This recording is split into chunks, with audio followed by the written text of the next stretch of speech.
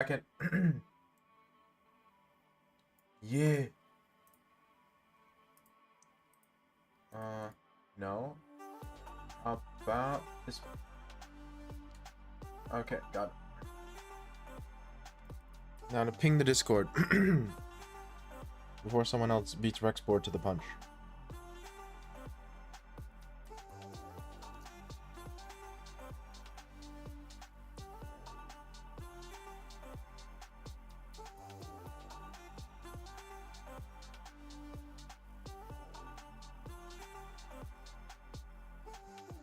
Okay, boom. They're pinged.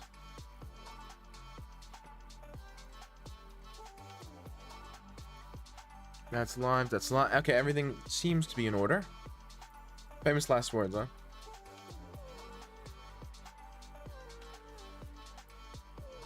Hello, Rexbor. Hello, Void. Okay, now it's back to regular chess. How are you doing this fine evening?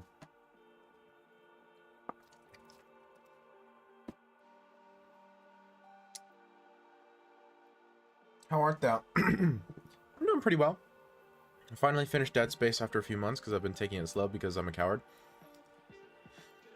And I'm having, as implied in the title, I'm having a crisis of faith in my black repertoire because while I enjoy playing the Dutch, I feel like I don't perform very well at it, especially over the board. Hello, Patel. What's Dead Space? A video game? Survival horror game. And so I'm not sure if I should just try to study my Dutch some more before my upcoming classical tournament. Got something in my throat. Or if I should try something new. Hello, local. Yeah, no. I've got some serious hyper fans.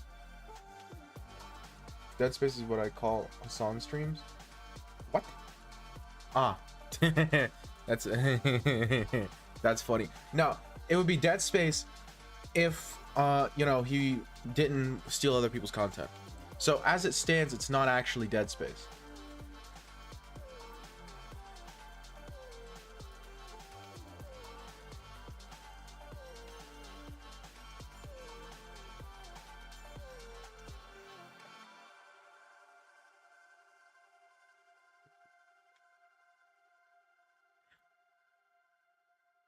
What am I missing?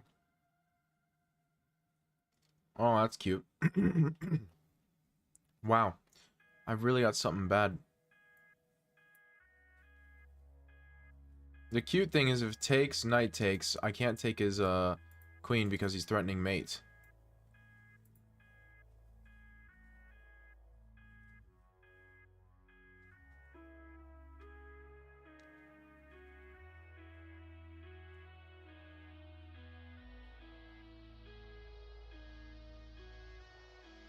Huh. In that case, what do I actually play here? I can move the knight.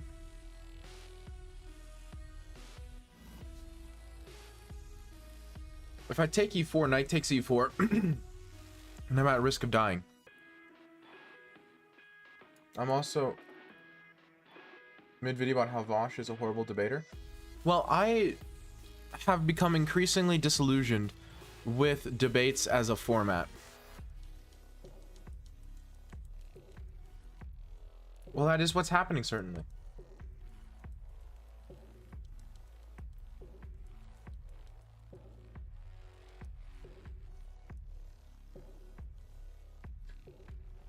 I just finished my World Open tournament yesterday. 4 days, 9 rounds. Got 2 draws, 1 loss, 6 wins. Got 3rd place. That's a pretty good record. Can I say the previous move? Let's, for safety's sake, let's wait till after the game. Just in case that motif comes back and I wouldn't have seen it.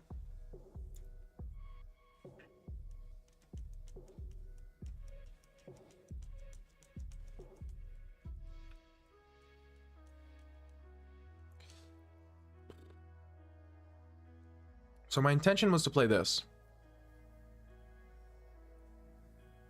And be stupid and blunder a stinking knight. Okay, this is a strong start. Strong start to today's stream. I completely forgot that this move opens the bishop. But okay. We cope. Debates work if both sides operate on good faith. I don't even necessarily think that's the case anymore. I used to think that. I don't anymore. Because what is gained by the format of a debate? Why do I want debates as a format? Like, what do they bring me? They don't bring me the truth. They just tell me who's a better speaker, which is pretty cool. I do enjoy seeing that from a just watching people talk perspective. But exchange of opinions, yeah, I mean, I guess it's helpful in that regard. But the thing is, it's kind of a deceptive exchange of opinions, because you don't have to have a opinion supported by the facts in order to do well in a debate. You just have to have an opinion that is hard to dispute. And oftentimes that which is true and that which is hard to dispute or easy to dispute are two different things.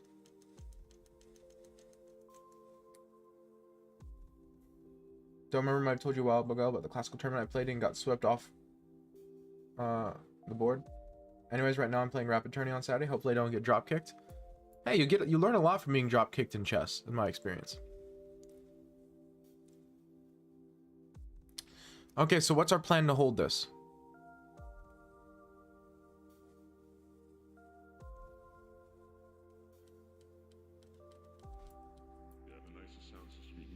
Also getting, yeah, true, but I'd rather not be. Okay, fair. I can't argue with that.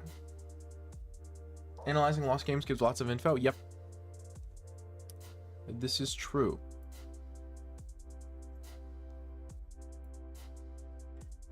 That is a factual statement.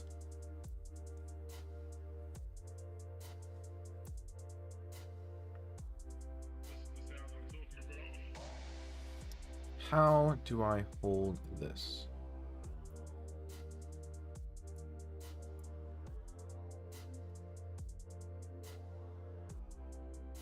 Analyzing one game gives lots of satisfaction. Yeah, that's why it's good to analyze them both.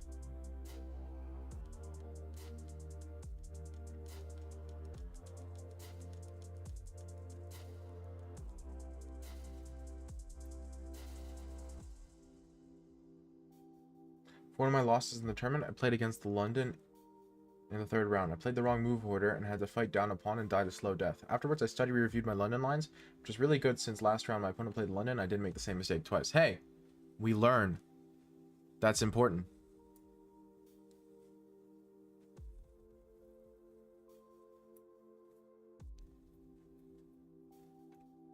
It's quite good.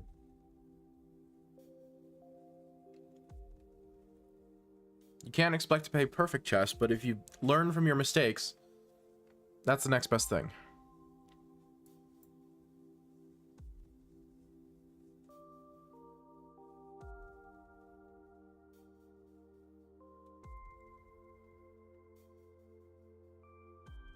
A perfect sausage.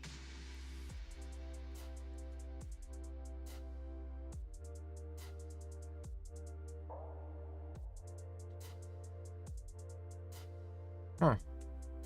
Really?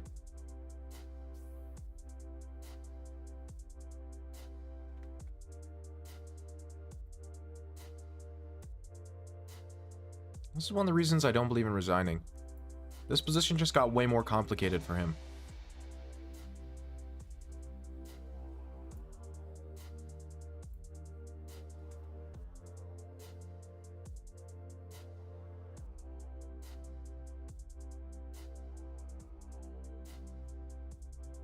Am I losing anyway?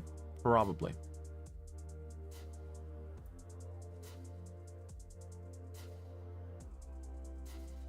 If I could move this pawn, I would be in such an interesting position.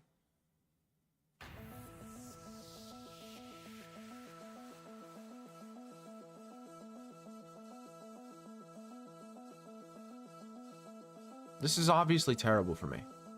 I want to clarify that I don't think I'm in a good position. I had my longest run ever in that tournament, 5.5 hours against a 12-year-old Indian kid just for a draw. Telling you. especially young, but them Indians just in general. They've got such a strong chess culture as of late. It makes it so hard.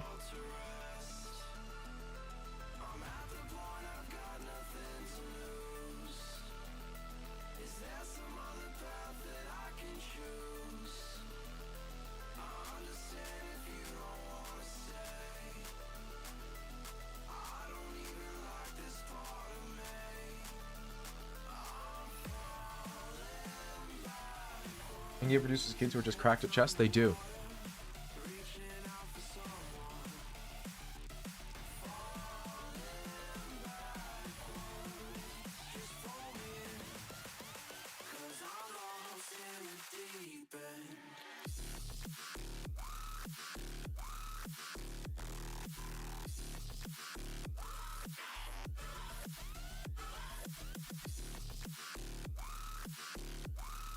Again, I want to clarify, this is still bad for me. However, we are making something akin to progress.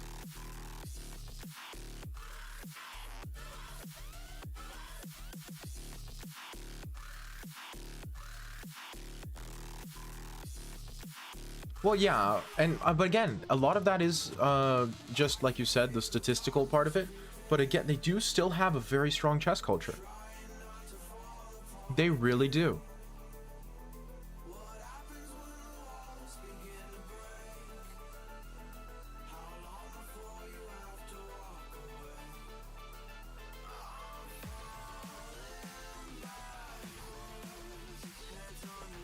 Having a world chess champion really helps with that.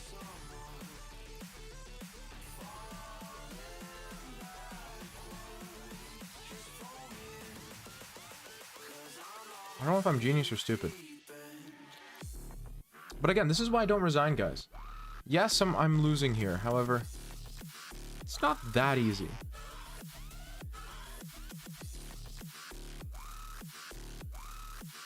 It's easy, but I mean, like, where does this knight go, for example? This knight doesn't... Is the knight trapped? Looks almost trapped.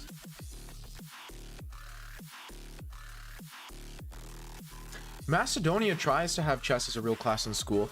It's only now starting to be implemented, so it's a little weird, but it is something that's being attempted.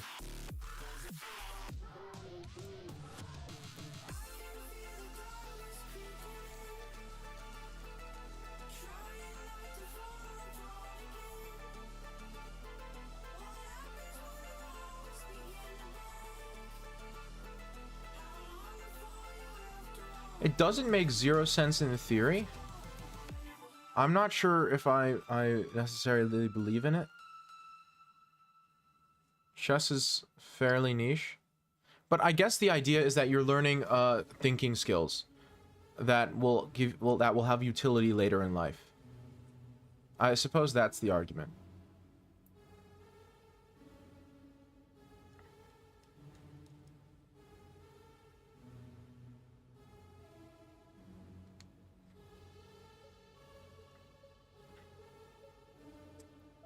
I guess I just play this.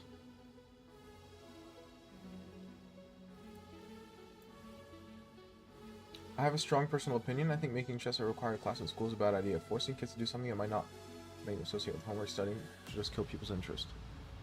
It's school. Killing their interest is the goal. That would be a success.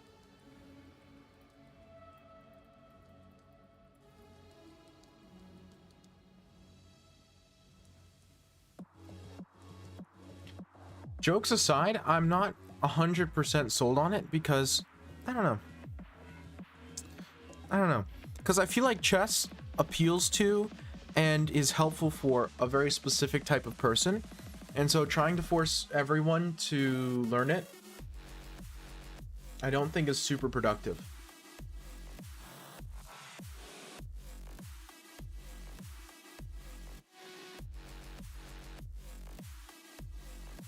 To be fair to like 9th grade, the entire system is based around one idea. That's learn how to learn. It sounds stupid, but I generally believe it's true.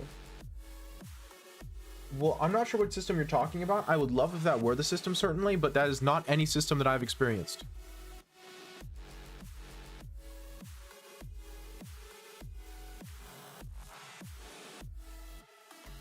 in theory, that should be the system, but I have not experienced an education system that is honestly that way, where honestly the goal is to learn how to learn. They should be. I really think that would be best, but...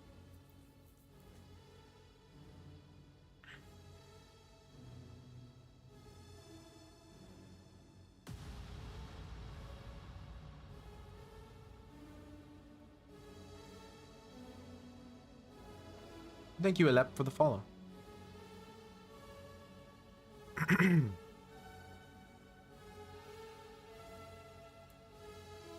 This is a stupid move. Maybe. Almost yes, this check. Oh. Is that really that bad? Yeah, it's super annoying.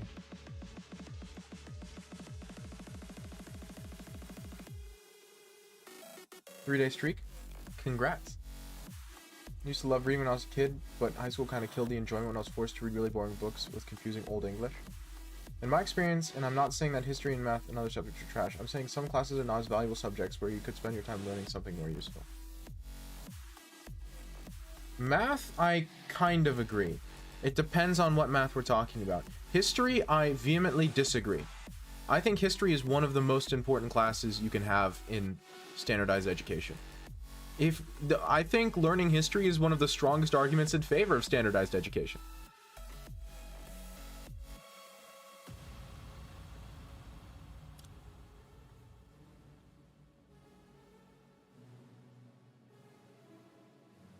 A lot of math is very not useful for most people's lives, but I do not feel the same way about history.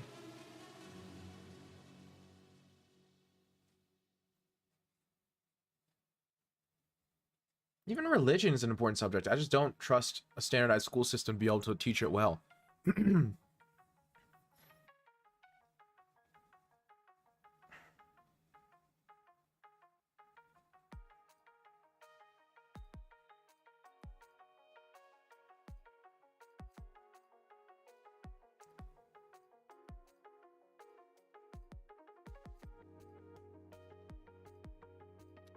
Let me see this there.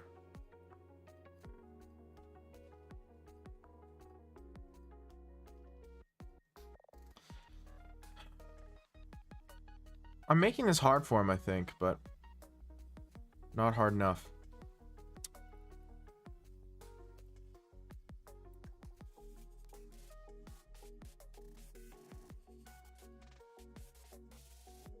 No, it wasn't the sneaky fork I was looking for. It was something else. I am aware the sneaky fork does not work.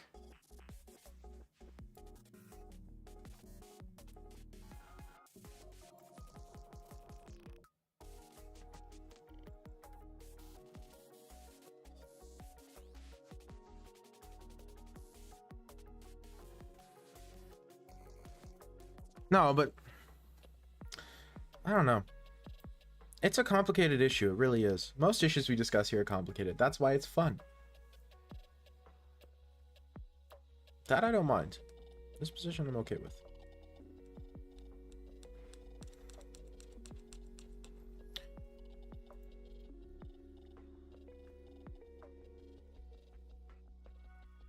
I'm at 44 seconds, so I might be missing some messages in chat while I'm at 44 seconds.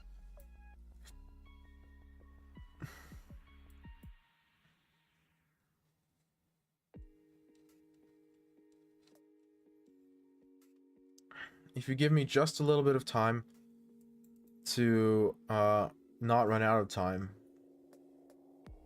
then I will get back to y'all.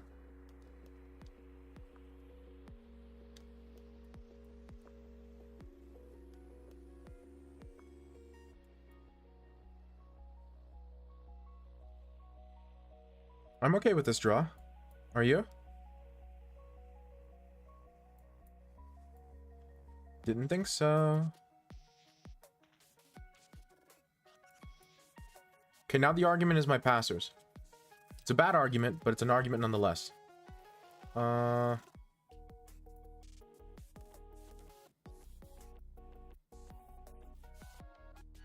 Here.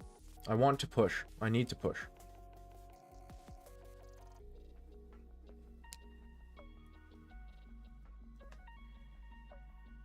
If I want to hold this game, I need to push my pawns as soon as physically possible.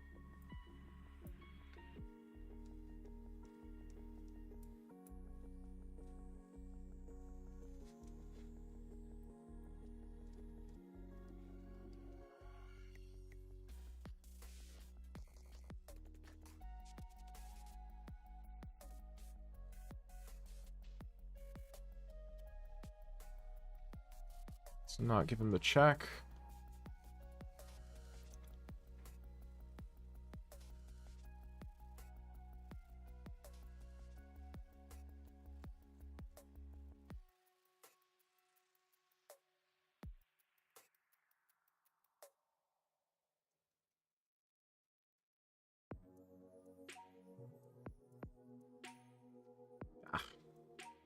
That was a clever move. I should have taken the pawn move earlier, but then I'm a tempo shorter than I would have been. What are my chances here? Not good. Queen. There's your problem. He has this.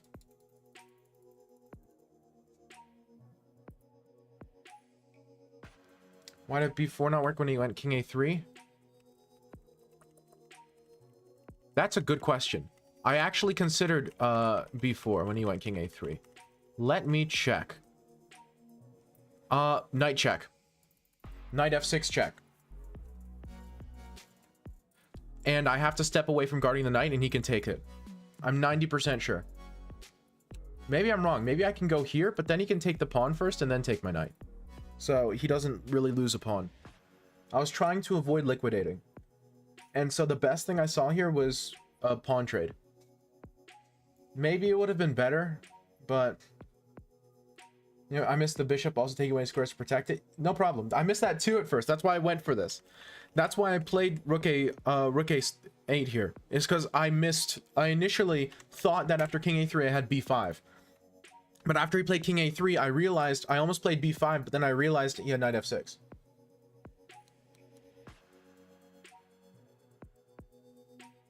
Go taking e4 and he missed d5. Yeah, no, this was a very dumb game. I played very poor chess. I mean, I could have taken, but after knight takes, what was the plan exactly? Like, I knew this was a playable position, but it didn't look fantastic. I have to be like bishop e6 or something. Before here? Oh, in this line? Taking this pawn? Objectively, maybe, but these positions are really hard to play. These positions are really difficult to play. Like, check, and what do I do here? This is very difficult. I don't think I can take. I'm pretty sure you're wrong. I'm like 90% sure. Can't take a bishop e2, bishop c4. You can't. No, look. What about queen a4? What does he play? What do I play here? Because I'm going to take on f7 next move. Bishop d7? Okay.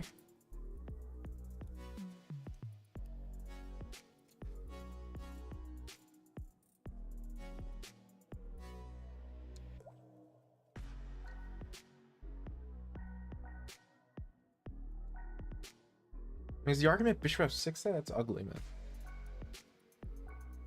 This is an ugly position. I do not want to play this. Technically, I'm not down any material, but I'm also not up any material. I have the bishop here, but it's very playable. It looks miserable. I have to take, obviously, and then he takes my knight. And then I guess I play bishop c6. Unless you're saying I play g6 here. But no, I can't let the knight check happen. So I have to play h6. After h6, knight h4. Are we sure this is playable? I don't think this is playable. I think I'm dead. Bishop c6. And this is fine. And this is fine. King e8. You have much more faith in this position than I do. I'm just giving you the pawn. I don't care.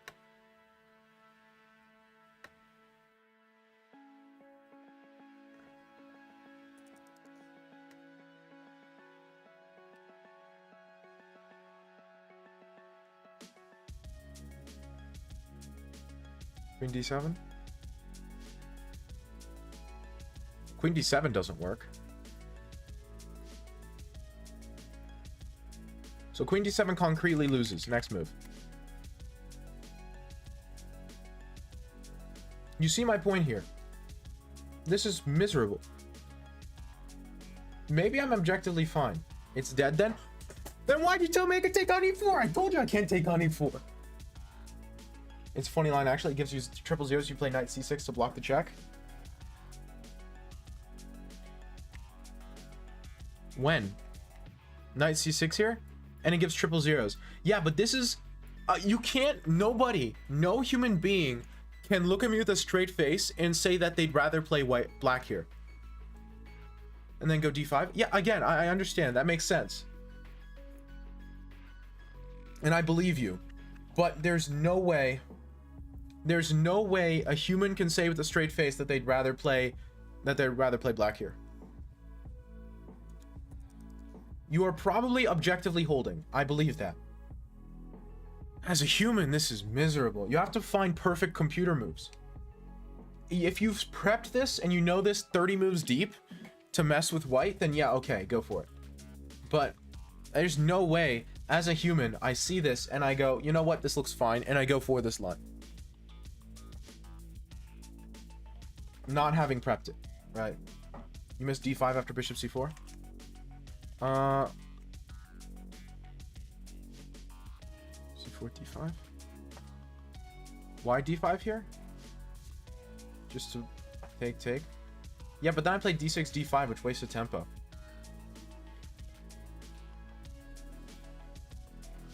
Oh, you mean after e5?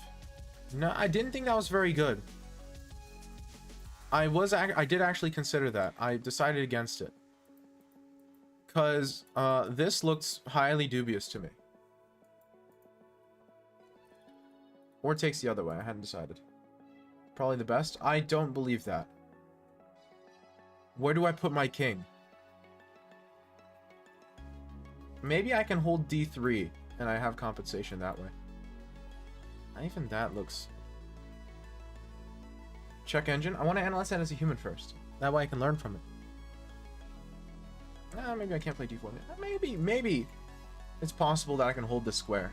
Play knight c6, knight e5, but I just feel like the king safety is such a huge weakness. Yeah, maybe I could play queen d3. That's an argument. Interesting.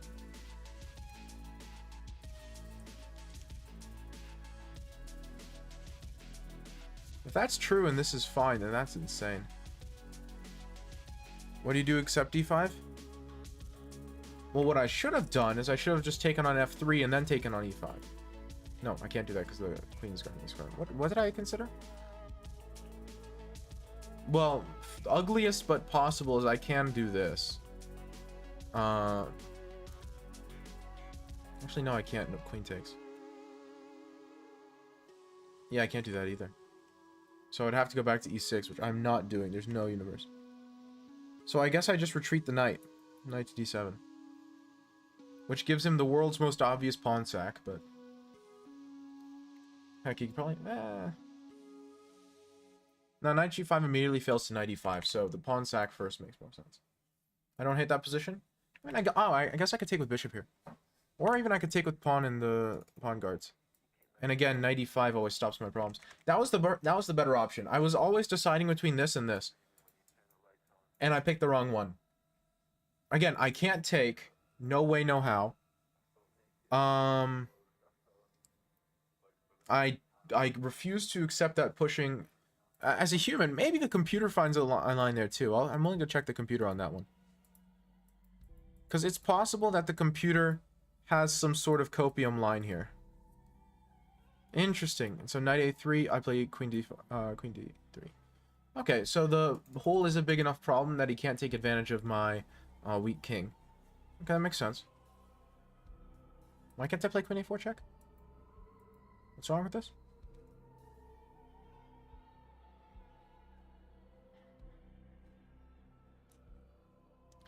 I don't understand this position at all and why this is bad.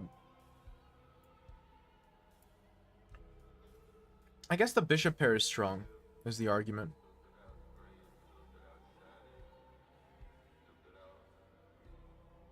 That must be the argument. D3 takes on F3 is almost possible. And then like 95, it's not, but you play aggressive, you'll probably be okay. This is hard though. In Rapid, I'm being honest. In Rapid, I missed how weak this hole was. I missed how bad this really was for white during the game. I just couldn't figure out where to put my king, and so I was a little bit nervous about that as well. But the fact that d4 is impossible, d3 is impossible, and even something like knight a3 threatening the queen check and taking the pawn. Or wait, what if he goes queen check immediately? Hold on a second. Knight c6 takes. A stupid question. Then takes on f3, and I guess the argument is that white's not any better off. I mean, you're up a pawn, but... Ah, 95. Still.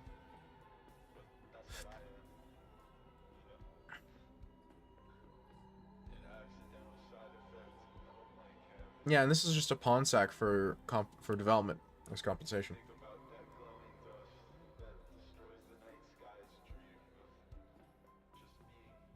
Based local, I fully agree with that. Why can't you take c5? I was worried about knight d3 check and losing the queen. Now that might still be fine because who needs her, but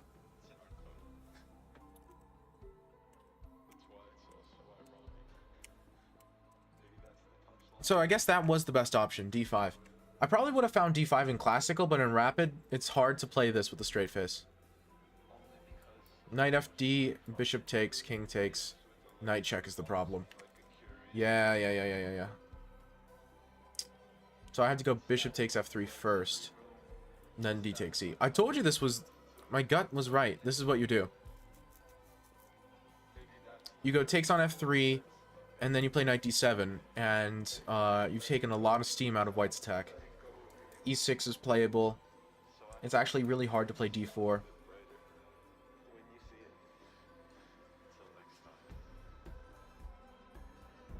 Playing place while making tortillas. Now we're talking.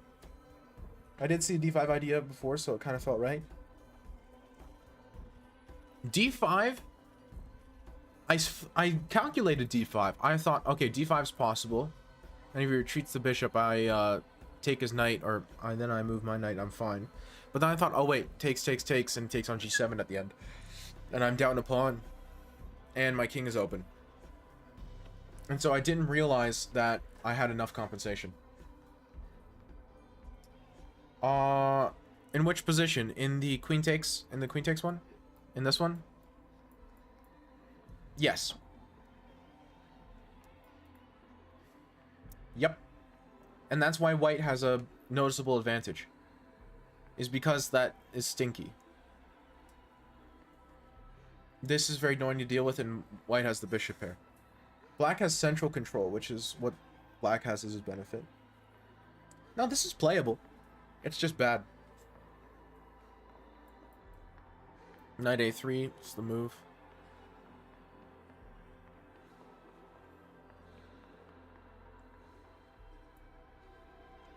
Then queen c8, queen takes c8, rook takes c8. And then you just try to hold this endgame. d5 is better? Oh, of course d5 is better. But I'm telling you, I saw that I was down a pawn and had an open king, and didn't think that I had enough compensation for it. Which I did, because this hole was a lot weaker than I thought it was. But, no, d5 is obviously better. What now, going through with a computer, d5 is of course better. I'm not trying to argue that it's any better than d5. The problem is that d5 is hard to see in the game when you're playing 10-0 rapid. That's the only thing I'm saying about d5. Is it's hard. Again, I calculated d5 and I stopped here after knight a3 because I was like, ugh. I'm a pawn down. Oh no, I'm not pawn down currently, but I will be a pawn down because I can't save this pawn. And I have a king that can't castle. I have an open G file, and my king side pawns are, queen side pawns are pushed. D5 feels like a bullet move. No, D5's a good move. It's either a bullet move or a classical move. It's not a blitz or rapid move. it's good and it's correct because you do get a lot of compensation for it. This D3 square is a huge problem. Hey, congrats, Antients.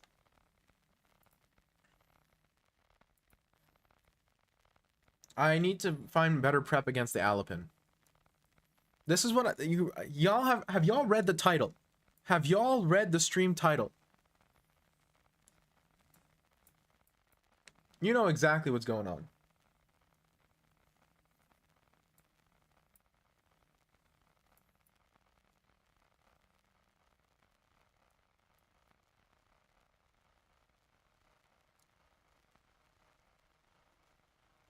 Okay, and we just transposed into a slightly less threatening version of the mainline dragons.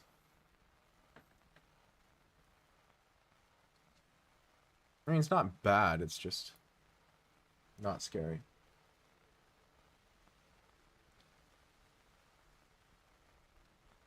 Watched. Literally me. He's literally me, IRL.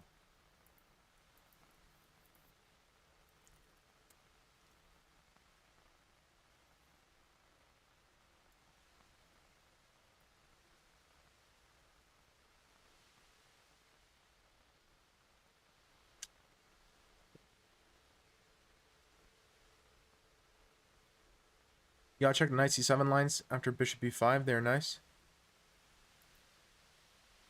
I'll look into it. Skibbity. Is that it? No toilet, just skibbity? Is that where we are now? Generally, you want to take with B. No toilet. Toiletless skibbity. Skimflation, man. It's really hitting all of us hard. Toilet. There we go.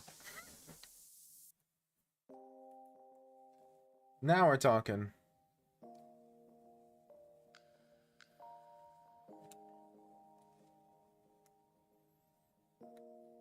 And this is a very calm line. I'm telling you, I'm in crisis with my black openings. With my white openings, I'm feeling good, but everything other than like mainline dragon and some other stuff, I'm having some issues. I do pretty well against some other anti-Sicilians, though, to be fair. Like, I score pretty well against this line. I love the Skibbity Riz opening. Duke Dennis variation. How'd you get 4 digits? How did that happen? How did chess.com let that happen? Now you good? You just play cowardly with aggressive openings?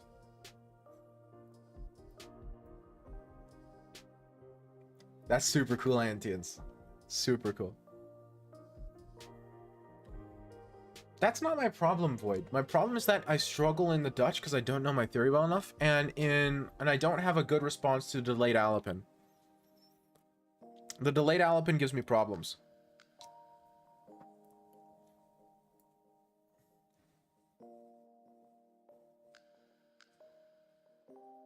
Redemption suggestion. Maybe like 20k, 30k points where if someone redeems, Alco does a full tournament analysis and looks at every game from a viewer's previous tournament. Yeah, the problem with those sorts of really expensive redemptions that take a long time is that they are sometimes boring for everyone else. Now, that one's not as bad because I feel like part of my draw as a streamer is my method of analysis, but that's not true, Void. That's explicitly not true. There are many lines that are very annoying to deal with. I have looked into Alapin theory. I have studied it, just not enough. Because you have to deal with bishop e2, bishop d3, bishop c4, queen e2, h3, early d4, and all of them have different nuances that you have to know. Make it crazy expensive that only once in a while where you do it, not too often. Oh yeah. The only chicken line is bishop e2 after c3, but the others are kind of straightforward. I have no clue what you're talking about, man. I have studied these lines. Not enough, but 50k. It could be 50k. That feels a little bit overpriced, though. I don't know. I'll think about it. It's not a bad idea. But hold on just a second. Alapin and delayed Alapin are different, though. That's my point. I don't have any issues with the Alapin. It's the delayed Alapin that gives me problems. Because in the regular Alapin, I haven't played D6, which is a waste of a tempo. The delayed Alapin gives me move order issues. The normal Alapin I don't have any problems with. It's totally fine.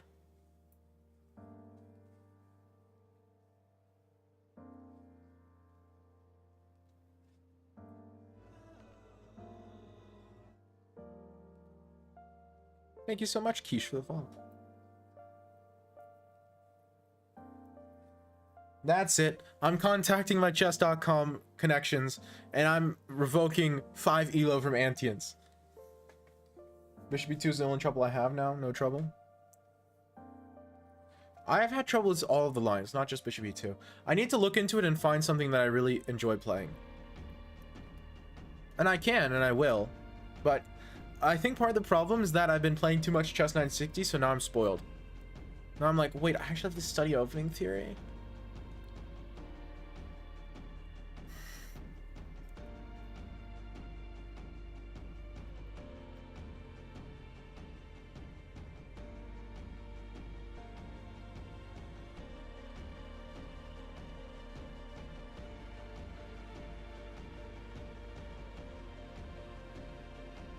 Early a6 might give you some safety. I'll look into it. Again, I just need to look into it.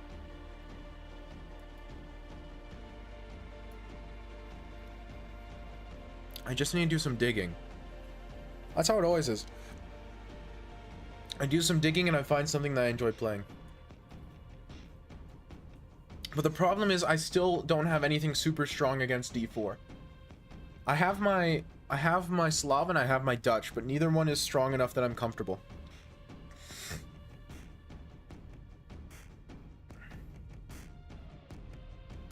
Like, neither one is garbage, but Nimzo goes Bert. Maybe. I know a guy who plays the Nimzo. Maybe I'll play a Nimzo. Hit them with the c5 stuff and play against the double pawn. London theory isn't real. It's the most brain neutral opening ever. That is only true to a point. You can play the London brain dead, but you can also play it as a real opening. That's something that's very easy to forget and that a lot of people forget. Is that you can play the London like a real opening. There's a reason Carlsen made it famous. My weakness is my chess repertoire. What should I do if my opponent uses the same weapon against me? What do I do if I'm black and someone plays the Catalan against me? See, I don't have as many problems with that. Because, well, first off, I don't usually let my opponent reverse me. And even if I do, I just play some weird goofy sideline that I enjoy the positions for both colors, and then I'm fine. It might not be the objectively best response, but I get a position I'm comfortable with and enjoy. And that, to me, is a success.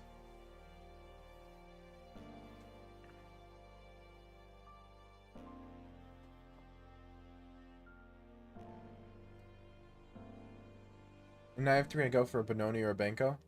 Knight f3 is not that big of a deal. You can go knight f3 and match it with knight f6.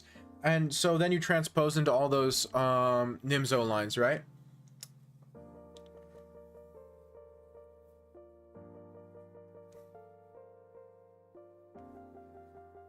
I mean, obviously they can go g3 and play a weird King's Indian attack, but I have lines against the King's Indian attack. That opening doesn't scare me.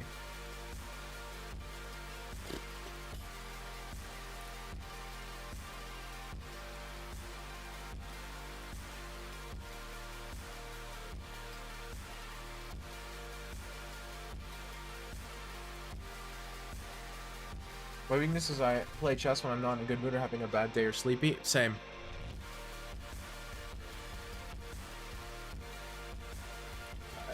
This line, I understand why white plays this line, but I could never. This line that we're looking at here. It's just so unambitious. A best case scenario for white, it's completely equal. Completely equal. But often I'm better.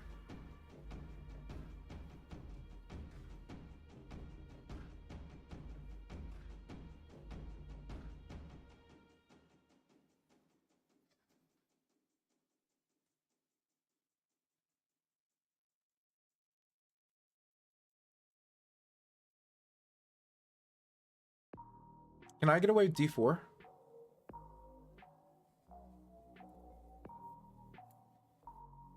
Actually, this is better first.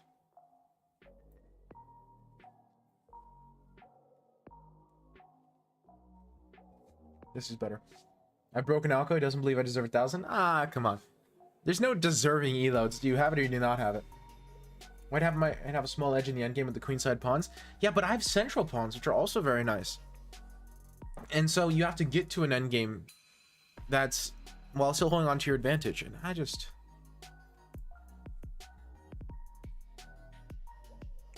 Nom? Nom. Still a 2-on-1? Eh. Not really, because if you make it a 2-on-1, you might give me a passer in the center. And you still have the outside passer, but it's not that clear. Again, I would rather have white in those endgames. You are correct.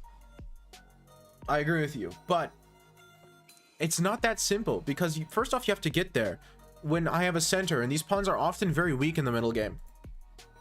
That's what I was doing. I was stacking on the C file because this pawn's hard to defend.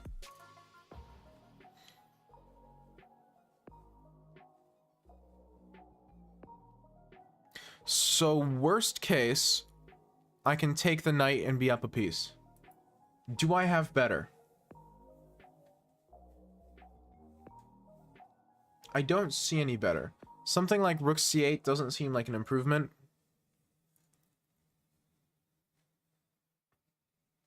Well, yeah, but rook c8 is possible. Yeah, but then you can just take on d4 with bishop. Ah, but I actually like that better, because then I get the bishop instead of getting the knight.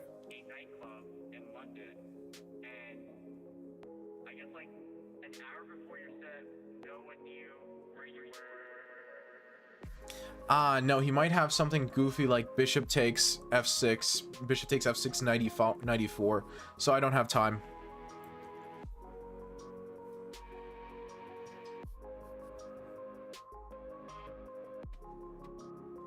He could be fancy and take this, but then I take his rook, so his fancy is met by my fancy. Flag him? I'm up a piece. I don't need to flag him.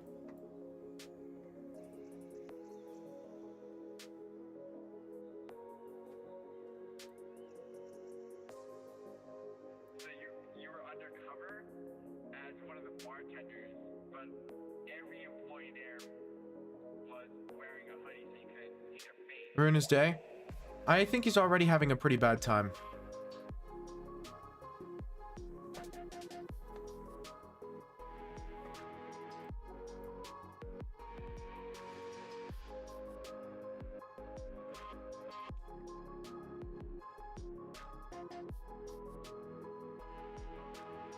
I mean, I know if I were him, I would be having a pretty bad day.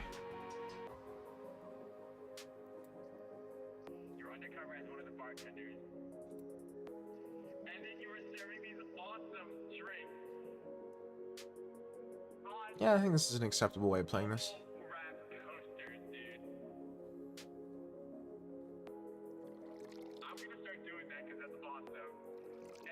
I think this is an acceptable way of playing this.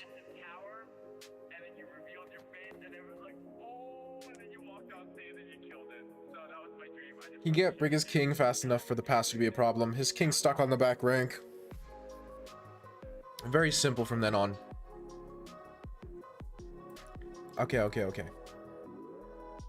I got my mojo back. Now let's gain some elo. That was a pretty clean win. Maybe it wasn't best, but... How you stop past AH pawns?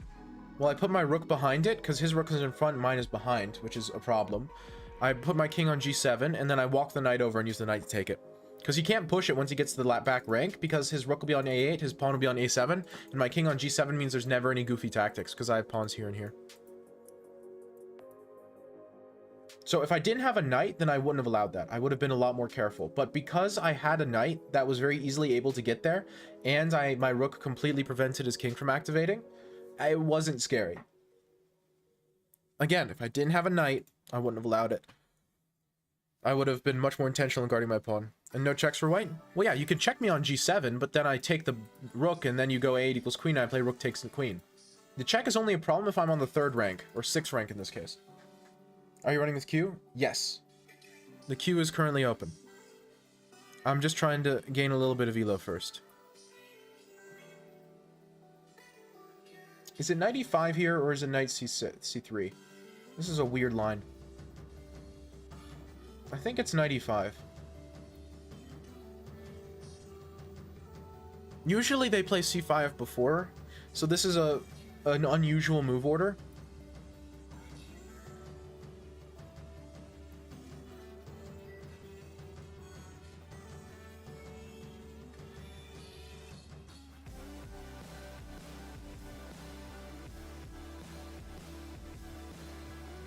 If I take here, what is the move? Knight, queen b4 or something? Is that scary? I like queen c2 there. I'm kind of weirded out by his opening play, because to me this just looks kind of nice for white.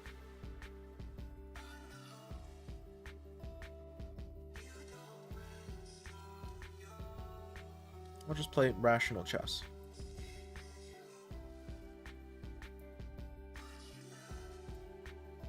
Rook d1 first.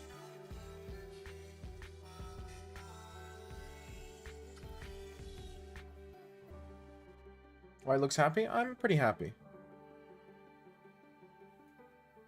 I've got to be a little careful because my piece development is a little awkward.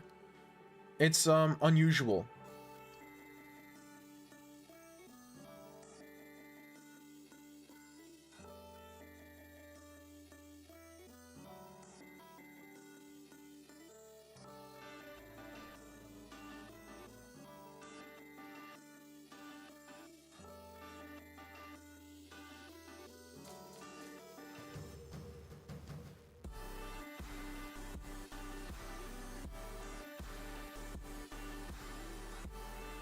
I like the Catalan because getting positions, you feel like it's a snowball rolling down a hill, get bigger. True.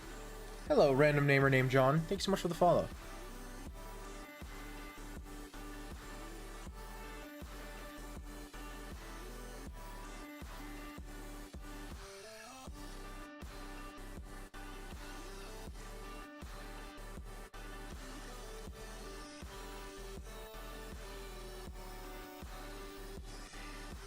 Is this some sideline I don't know? So Black's playing extremely quickly and extremely well, which usually means it's a sideline I don't know.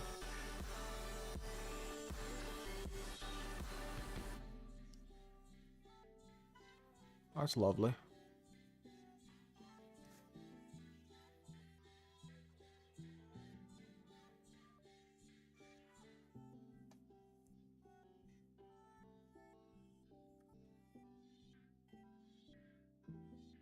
Are you playing viewers? Yep.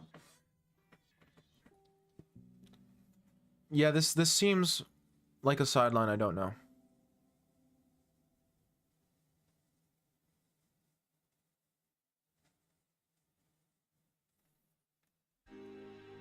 How do you get in line? You type !join.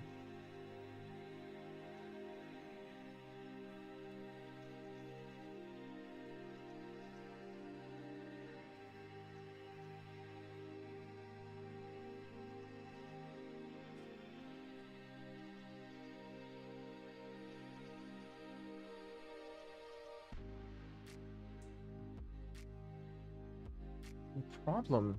This is very bizarre.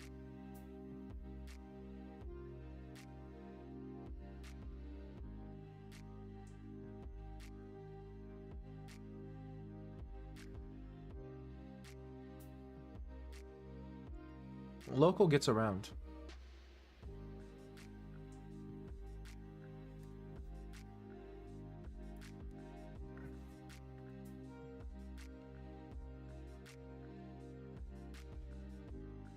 You ever had a child? How old does he have to be for you to teach him chess? Well, I might not teach my child chess. Do they want to play chess? I mean, come on. I don't want to be one of those parents who tries to live vicariously through their children. I think it's unhealthy for everybody involved. Ooh, ah, ooh.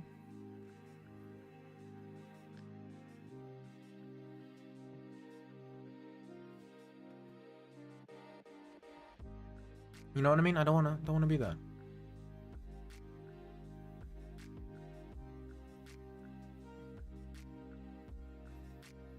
Feels more like a stretch than a flex. Okay, well, I was trying to stay in frame. Okay, Mr. Neighbor.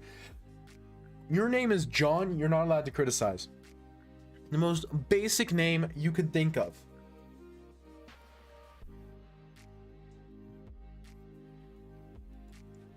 They'll start at 2 days old. Day 1 is for studying. Based. Wait, chess is unhealthy?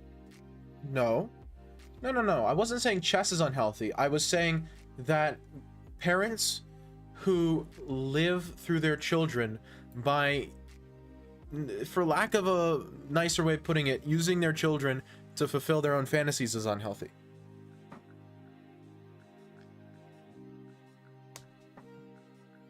Bobby Fischer should not be used as an example for anything chess related. He is obviously an exception to a great many things.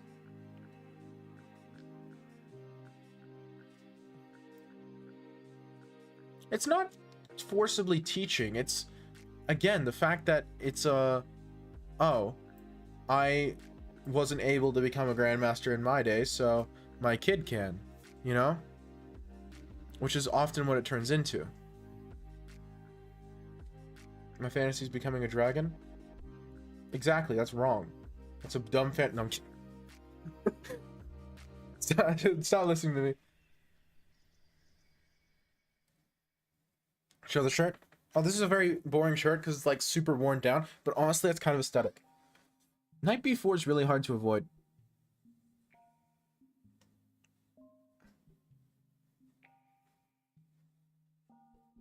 Can I get away with knight e5?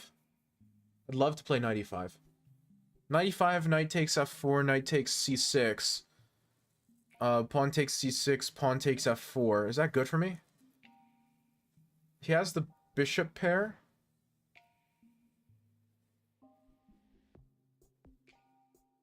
Yeah, that's probably bad.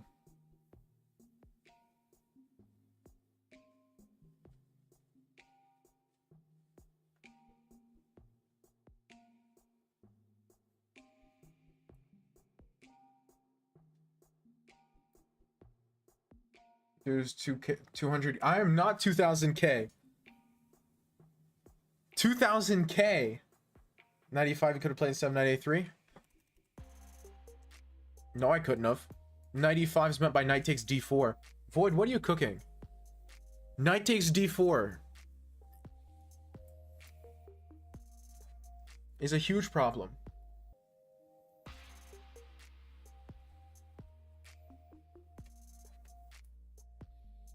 What time increment is needed to play? Usually I play 10-0 because I prefer it. Hello, Slash. Knight takes d4 is the problem. He takes with anything else, it's great. Knight a5 is great. I'm half asleep, so I can't see proper moves. Fair enough. But I'm sure I don't have to explain. I don't like that. I don't like knight d4 there. I mean, here, yes, I'm down a pawn, but it's not that obviously terrible because black's bishops are quite poor. What's up? Sky.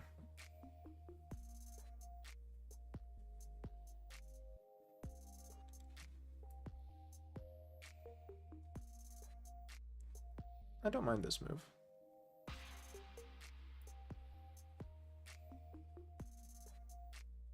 Just add you so I don't forget. Perfect. Someone obsessed me with chess coordinates today, I'm sorry. What do you mean coordinates? Like the squares on the board? C7, E4, that sort of thing? Or do you mean something else that I don't know off the top of my head?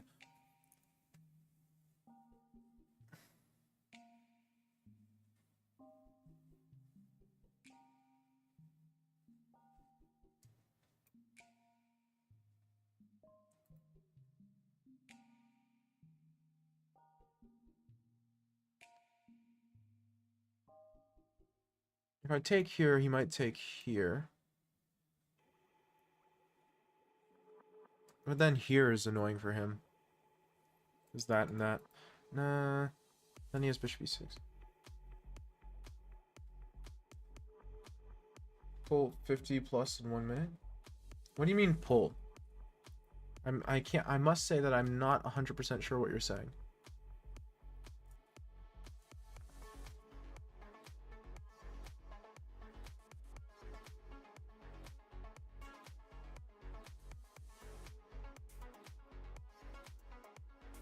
I think this is good.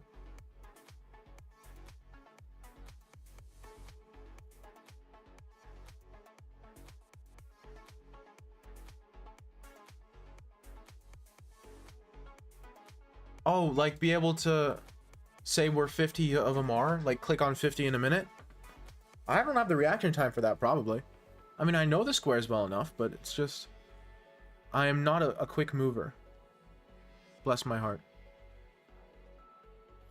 That's why I play Rapid on stream, so that I don't look as terrible as I do when I play Blitz.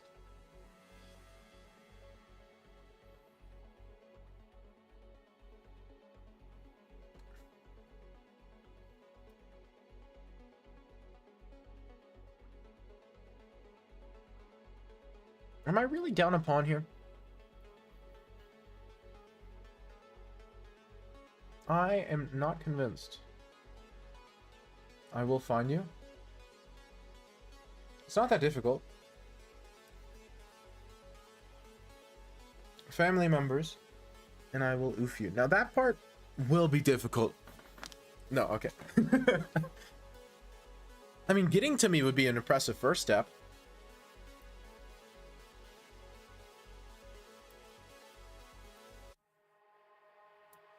He's giving me an exchange?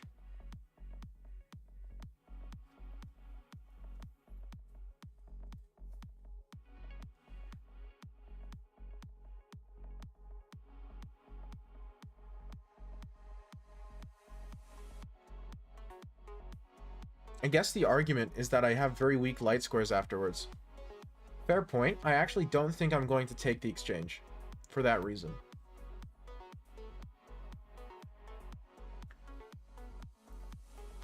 Well, I know what oof means.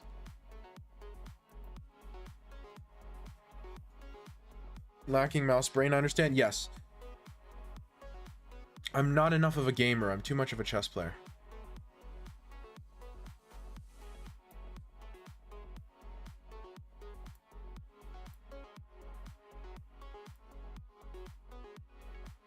Gift me the pawn?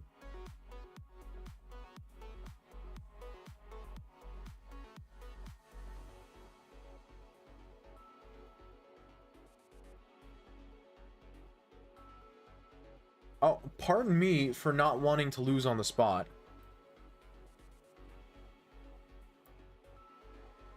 Don't have the time for this. Where are you located? Why would I tell you that?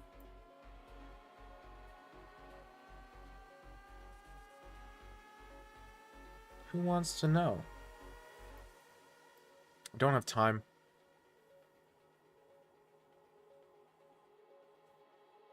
He's in the US?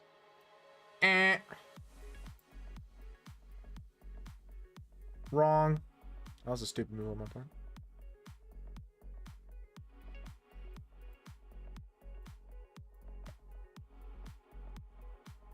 Who are you reading for? Ding versus Gukesh? Gukesh. I like Ding as well. No hate towards Ding. I want to make that clear. But I am cheering for Gukesh.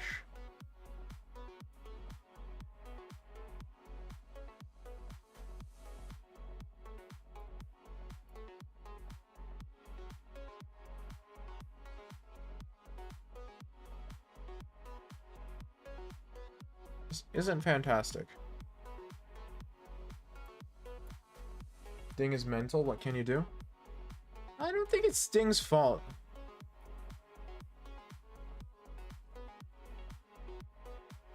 I'm of the opinion that a lot of Ding's chess problems aren't Ding's chess problems. Oh, I'm stupid. It was mate in 1. What am I doing in my life?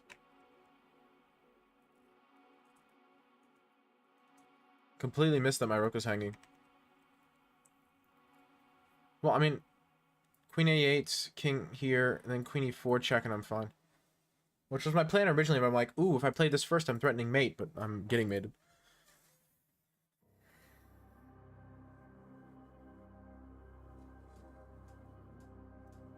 Ding isn't washed. That's not...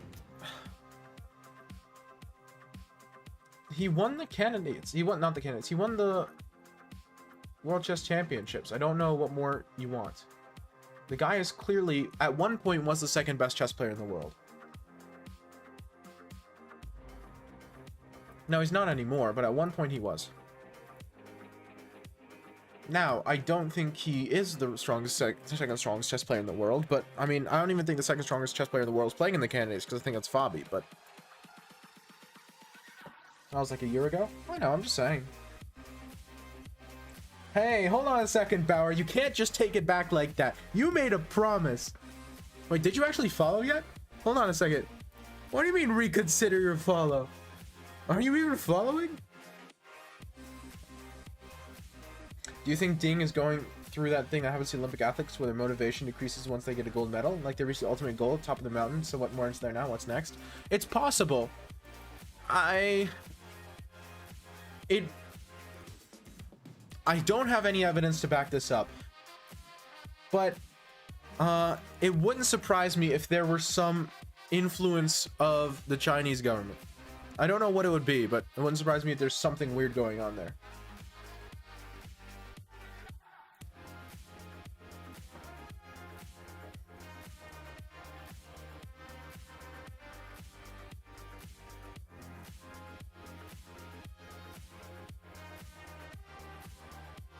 So funny, John. Hilarious. I'm dying of laughter. I think because it's so much effort and hard work needed to prepare, he just doesn't have the motivation to keep up. Firefox? Yeah, I'm going to move to Libra Wolf, but I haven't yet because I'm lazy.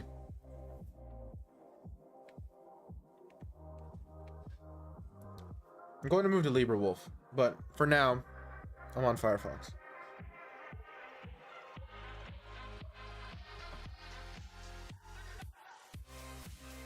I'm trying to slowly remove Google services from my life.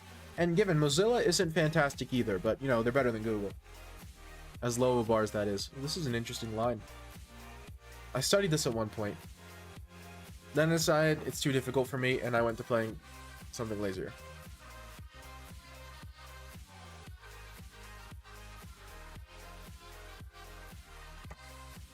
What's so funny about this position is that this is not nearly as good as it looks because you have bishop takes a3 first. I use Chrome. I like the UI too much. Fair enough.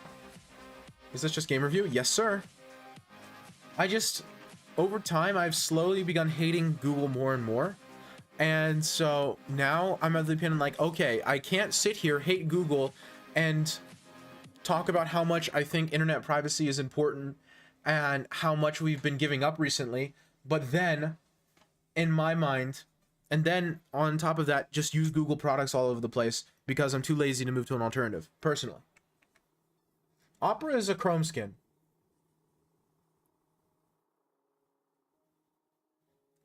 Opera is a Chrome skin. Nowadays, it didn't used to be. Opera used to be its own thing, but that's years and years and years ago. It's Chromium. So is like art.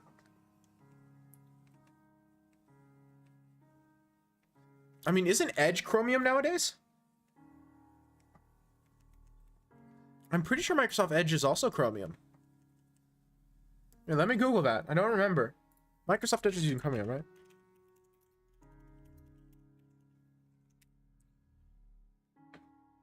Microsoft Edge is based on Chromium. Okay, so that's also Chrome. It's no better. It's customizable, so I like it. My security is a back burner. Fair enough. Again, it's a personal conviction for me. It's not anyone who doesn't do this is evil.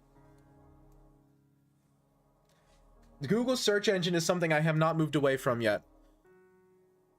I have found an alternative, but it's like $10 a month, and I don't have the money to spend on it currently.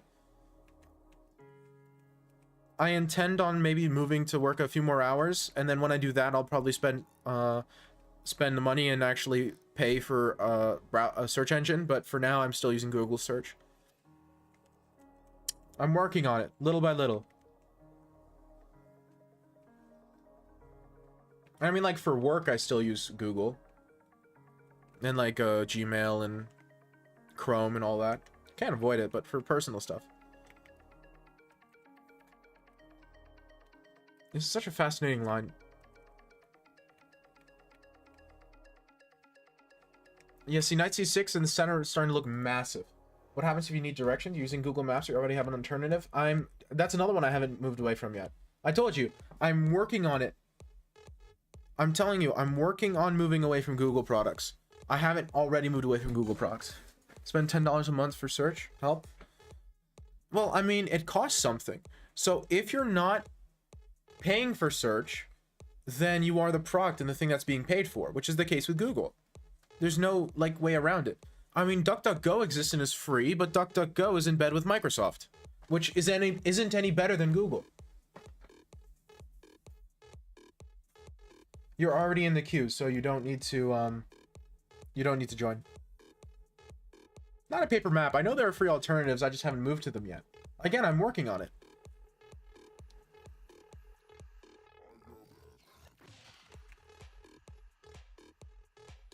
Gotcha, local. See, look how oppressive the center is. And now it's even worse, because now I have the OpenF file. And this is just every advantage you could hope for. This is very hard for black in a blitz game. It's very, yeah. If black doesn't know their theory, it's near impossible.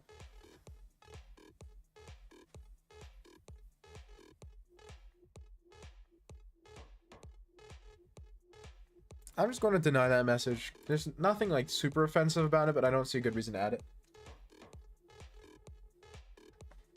Takes king h8, and then just up an exchange and threatening mate, and you still have the same problem as before. Hey, you can play d5, can you not? Can you not? Because of course you can't take or eventually I get this mate.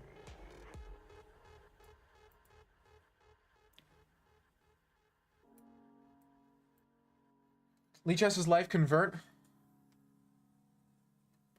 See, I like Lichess a lot. However, I also like chess.com. I'm not anti-business. I'm anti-evil business. And to my knowledge, maybe I'm missing something, but to my knowledge, chess.com has yet to be evil. When they are evil, or when they start to show signs of being evil, I'll move to Lichess. I don't love chess.com's crypto sponsorships, I'm not going to lie to you, but...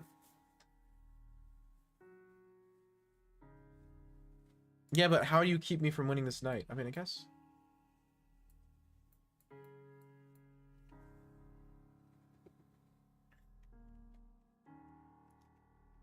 and I mean, even if you hate chess.com, which to be fair, that's completely within your right, you've got to admit that there's a distinction between Google and chess.com. I mean, come on. Come on.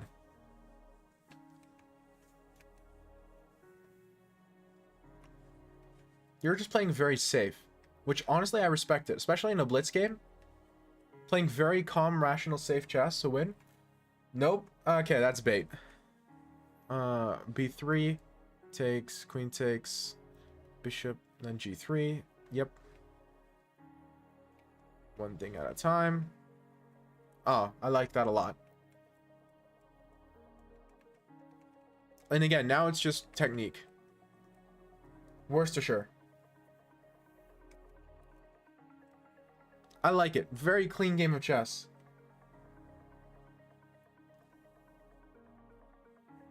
They do what they want? Yeah. But they don't scrape and then sell as much user data as possible. And again, maybe I'm wrong, but from everything I've seen, it seems to me like chess.com is interested in running an ethical business and supporting the chess community where they can. Everything I've seen has been what's the word I'm looking for? Not coherent, but ignominious. Oh no, what? Wait. Oh, I knew that. I've seen this word. Somebody saw how to pronounce that. I've had that one redeemed before.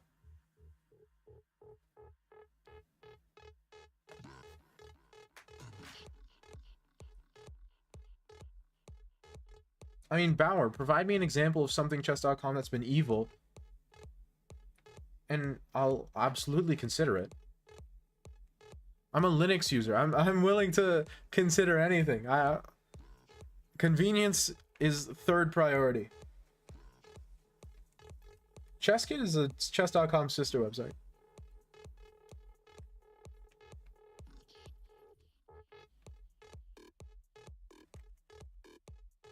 B3 is played to wait for black to do something. B3 is fine.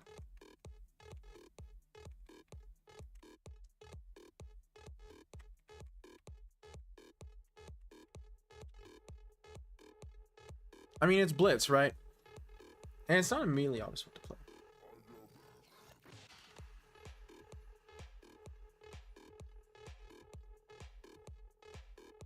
How bad is king h1? Terrible, of course, because bishop takes g2 and then takes the rook. So you have to stay guarding the rook. So you could play a move that guards this rook to threaten king h1.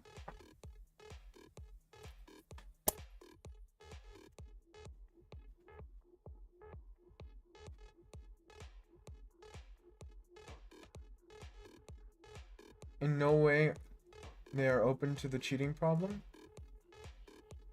Can you please restate that sentence? I'm not exactly sure what you mean.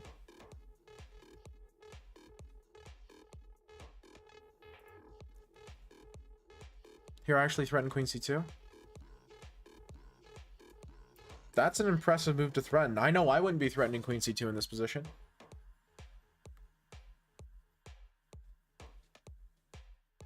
For multiple reasons. Queen e2? Yeah. Queen e2, queen c2. But after queen c2, isn't there bishop e4? Okay, I'm going to play a waiting move. Oh, just bishop to queen takes e7. Yeah, because now the bishop blocks the queen's ability to get to the first rank. Right. Because that was the reason you don't want to take the queen, this rook off f1, is because the queen can come to b1, and that's really annoying. But if he blocks his queen's entryway with his bishop, then suddenly you can take the pawn, and it's not dangerous. Unban title players at will? It's not quite at will. Again, can you give me a source on, like, any of this? I try to keep up with the chess.com drama because I have no life, but I'm not going to say chess.com has been perfect in the cheating stuff, but I'm not sure what better they can do. I don't know what I would do different, for example. Because it's an incredibly difficult issue.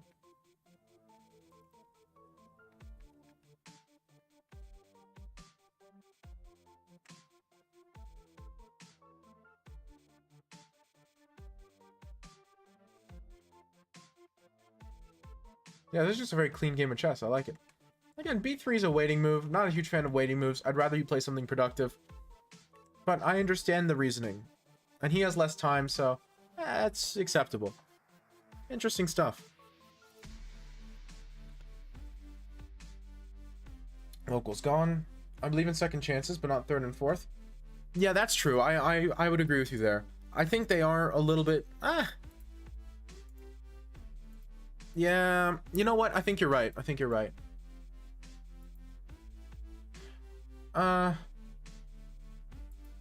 Okay. What am I remembering? My queen? Why am I remembering my queen? That's a good point. Here's the thing. Here's an interesting question though. I'm not sure if this is the case, but I'm thought about just now, and obviously I don't know any more information about this than the average user, despite my chess.com affiliation. I don't have that much of an affiliation. So, but just an interesting thought, hypothetical. Maybe part of the reason they give so many second chances is sort of to overcompensate for the fact that it's so easy to get a false negative or a false positive. Right? Because all the cheating stuff, aside from very obvious, you know, Tigran L. Petrosian stuff, is very clearly just based on statistics. And while that's not useless and not terrible, and it's what we have, it's definitely not 100%. It can get pretty close, but so maybe kind of their philosophical point to themselves is, hey, for legal reasons we can't admit that we might have been wrong in banning you, which makes sense. As stupid as that is, I can't really blame them because I think that's a fault of the legal system that you just have to work around. So maybe the argument is, hey, instead of saying we'll unban you because we're not sure, we'll say we'll give them more chances to overcompensate. True. I don't care about title players though. What do you mean don't care about title players? Like you don't care if they get hit with a false positive, or you don't care if they get unbanned? Because in either case I disagree, but for different reasons. Knight c6, queen e3, knight f6, h3, bishop e7, knight f3, castles, bishop c4, d5, exd.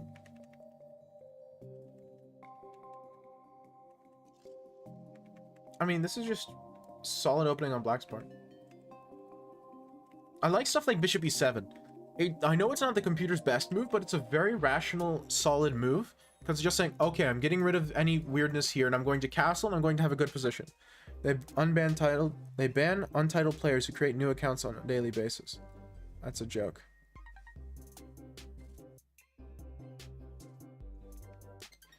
Well, yeah, that's because having a second account is against terms of service. However, if you're a titled player, a content creator, or probably, honestly, if you ask nicely, it's totally fine for you to have a second account. Like, you just need an email? Yeah, okay. So what would be your solution there?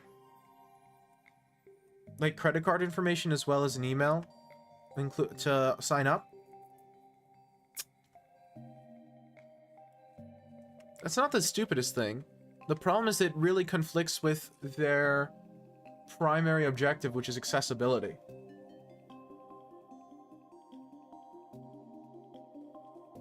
Right?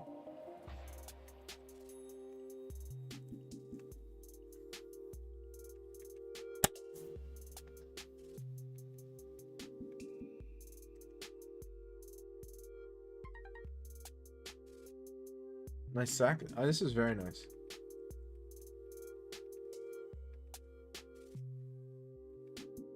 Oh.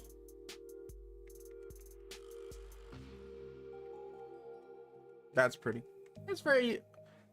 It's very clean, very elegant. I didn't see the second one. Pardon me. I'll give you a third one for free just because I missed the second.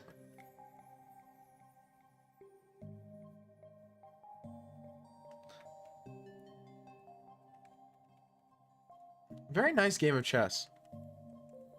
Again, the biggest criticism of this game... The biggest criticism of this game to me is the fact that you didn't play this with check, which is an option. You know, you already have a developmental advantage. This just kind of pushes it further. Because if he plays c3, then he's blocking in his own pieces a little. And so either way, you're basically developing with tempo, which is nice. Any ban on untitled players useless so far? I would say it's not useless. Useless is a stretch. Difficult to really... Titled players need to confirm. That's true, that's true. So, yeah. No, I see your point. And I agree that is a problem. I'm not sure how I'd solve it, though. That is a problem, though. I completely agree with you. And the solution they have isn't a solution.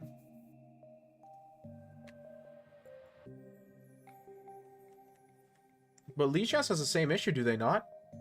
Heck, on Lichess, you don't even need an email. Now, it's not... Like, I mean... I understand. I'm not sure how...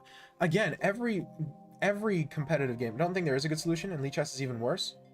Well, I'm not going to say Lichess is even worse there, because I don't know that much. I don't use Lichess nearly as often as chess.com, and so I'm not going to comment a ton on the platform, because that would just come out of... It's chess that has that issue? Not just chess anymore. Competitive shooters are having that issue a ton too, because cheating is becoming, especially with like AI image generation, it's becoming impossible to detect. How are you going to detect if someone has a capture card running to a second computer, which is processing the image to recognize the players, and then output to the first machine as a keyboard and mouse? You can't. Because there's nothing on the hardware of the machine that's actually playing the video game that's out of place. And that's something you can already do with modern, consumer available, not that expensive hardware. And there's no game way of detecting it. You can only detect it by, oh, that looks suspicious. It's not silly, it's funny. Sometimes. The lyrics to Place are fantastic, but also terrible. The chicken and broccoli line, still, I can't decide if I like it or hate it. True, but unknown, but known cheaters just create a new account. Give me a break. Oh yeah, chess.com definitely doesn't do well in that regard. Do you have Sin songs? I have one by Sin. I don't remember which one it is, but I do have one song by Sin. Definitely chess.com doesn't do it fantastically. I just don't know how to do it better, so I don't want to criticize them unless I've figured out a better way of doing it, which I can't think of one. It's very difficult.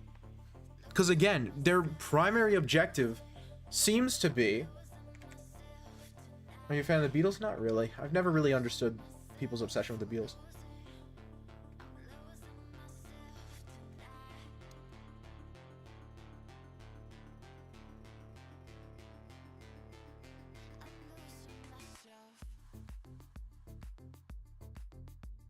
Because, like, chess.com seems to be the primary thing of accessibility. Well, we have some agreement. Is you're an employee? I am not an employee. I am technically, I think my contract says I'm a contractor. Either way, I haven't been paid by chess.com yet, because the only payment I get is kickbacks off of chess.com premium subscriptions using my link. Which I have my link in my about page, but otherwise I don't really advertise it because low-key I feel bad about doing so. It feels a little wrong. More like the middles. True Rexpor. Rexpor spitting facts. Beatles are an all-time classic. Oh yeah, of course. I didn't say you're blinded by nostalgia. I said I've never understood it. That's a very personal statement. I was not making an objective statement about the Beatles' quality. You asked me if I like the Beatles, and I said I don't get it.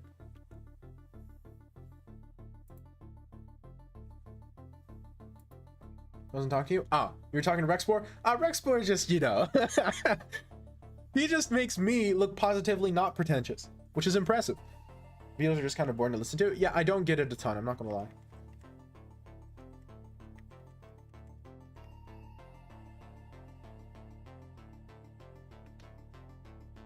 I'm not going to lie to you. I don't have a big enough audience for that yet. I've said this before, I'll say it again. I'm not stupid. I'm going to lie, but only when I have a big enough audience that my lie will make me enough money to retire. I'm not at that place yet. What? I've got, what, 50 viewers? Which actually is super sick. I normally don't get this many viewers just randomly. That's epic. Anyway, but my 50 viewers, thank you, Jion. My 50 viewers aren't going to make me enough money when I do a crypto pump and dump that I can retire. So what's the point? You need a good reputation to soil in order to make money. You need to pump the value of your soul before selling it makes sense. That's the business model. That's what I'm telling you. I'm an economics student. I understand the system.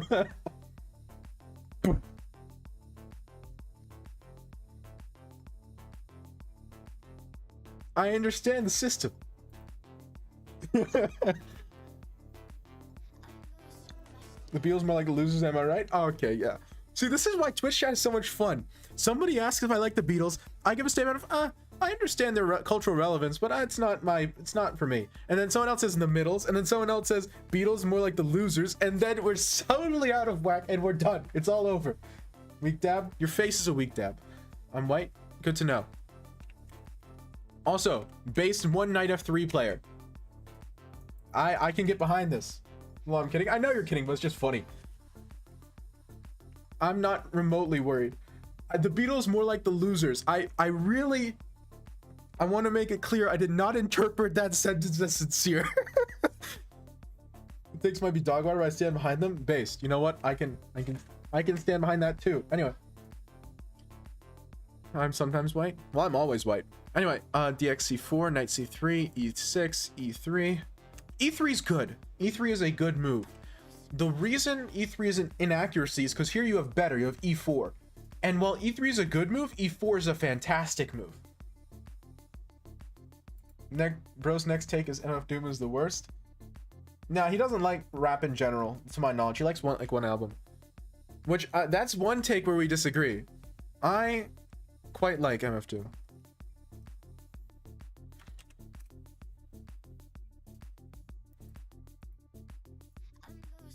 Good stuff. I have some bad music takes, but I'm not gonna. I have Mad Villainy as my 4th highest rated album on album of the year. Why didn't you say I don't like rap at all? -1 album. Isn't that what you said? Wow, Pure. You come into my stream and insult me and expect to get an analysis out of it?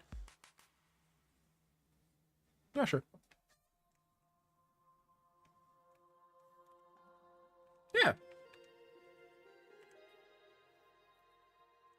No, because the reason e4 is better is because it hits the bishop with tempo. So when e3 happens, you're blocking in your own bishop. You're going to be able to take this for free, and it gives you time. So it's very good. But you're blocking in your own bishop, and you're spending a move. If you play e4, this bishop stays open, which is a benefit, and you force him to move his bishop, which means you basically play this move for free. That's what we call with tempo, right? You play e4 with tempo. You force your opponent to do something, so you basically don't have to spend a move playing it. He moves his bishop back, and now you take, and you basically won a move.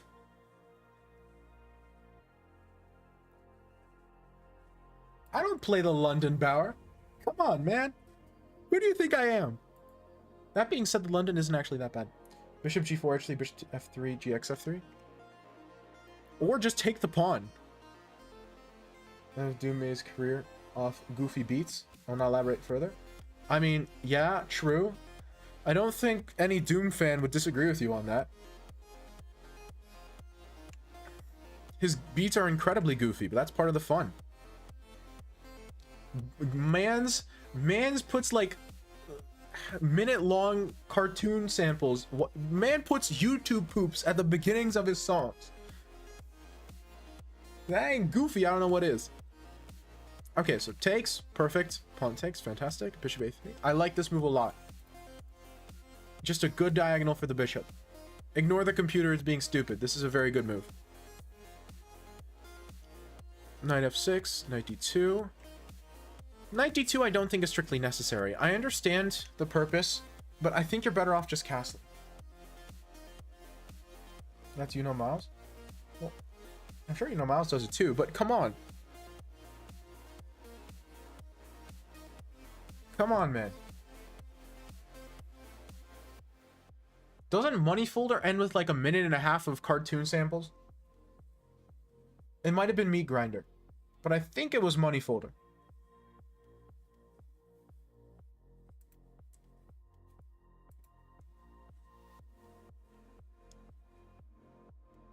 It's just living in a world of lies. It's called irony poisoning. We have a name for it. Again, 92 I understand, right? Overguarding the square. It's not terrible, but I would just castle, and your king is totally fine. Now we want an open G file. The open G file isn't terrible, but there's no reason to do that.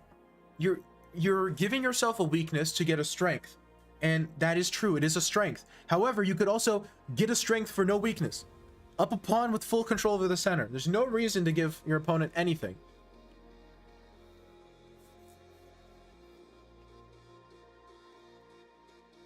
Rook c1 isn't terrible. I'm okay with it. Actually, more like it. Okay, I'll accept rook c1. a6, sure. Rook e1. Very rational. h5, e4. Very nice. I like this. This is very rational, principled play from Mike. I am going to put my pieces on squares where they're doing something, and I'm going to push in the center, and I'm going to just... That's how you win games, man. Queen a4, very nice. Rook b1. Rook b1 is nice. The bishop was attacking b1. So, you couldn't play rook b1 yet. But going for this, moving the queen, and now rook b1 is possible, right? Hello, Gloin. H4. Bishop takes A6. Ah, fantastic. Fantastic. This is... I have no idea what white was cooking, but this is not a 500 level game of chess. I mean, I guess black was kind of throwing, but white played fantastic. I don't... Knight D2 is probably like the only move I disagree with here. F3 there works, right? Probably, but it's the same thing as before. Why give your opponent a something to target for no reason?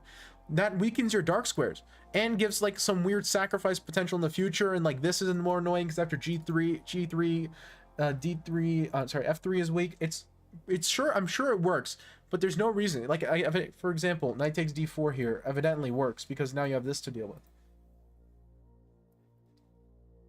That's probably true, Psychic, but I don't care. Let people celebrate their brilliance. Celebrating your wins is not a bad thing. Now, once the only thing you do, it's a problem, but that's not my business. Again, this is just a very nice game of chess. I would say that E3 is unnecessary. And knight D2 is a little slow. Rook C1, I still think you're better off playing Rook E1 first and going for the same plan, but playing Rook B1 in one move instead of going Rook C1, Rook B1. So I think Rook E1 first is slightly more precise. Rook C1 is far from a bad move, especially since you're over-defending this potentially weak pawn and preventing this or this from being a problem. So it's not a bad move, I just think this is slightly more precise. But otherwise, this is just a very good game of chess. What's the elo? Both players are like 500. That's why it was so shocking to me. Because white did not play like a 500. For a 500, that's a fantastic game of chess.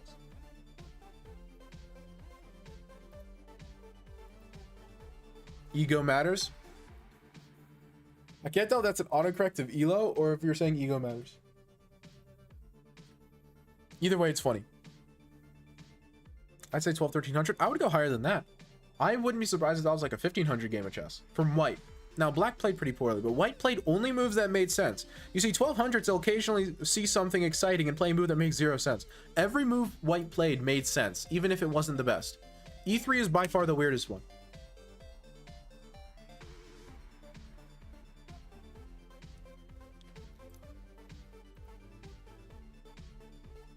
Oh, spoilers.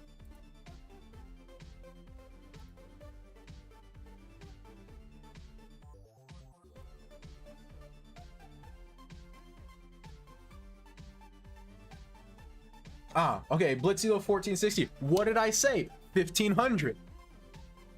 My estimation? Steam.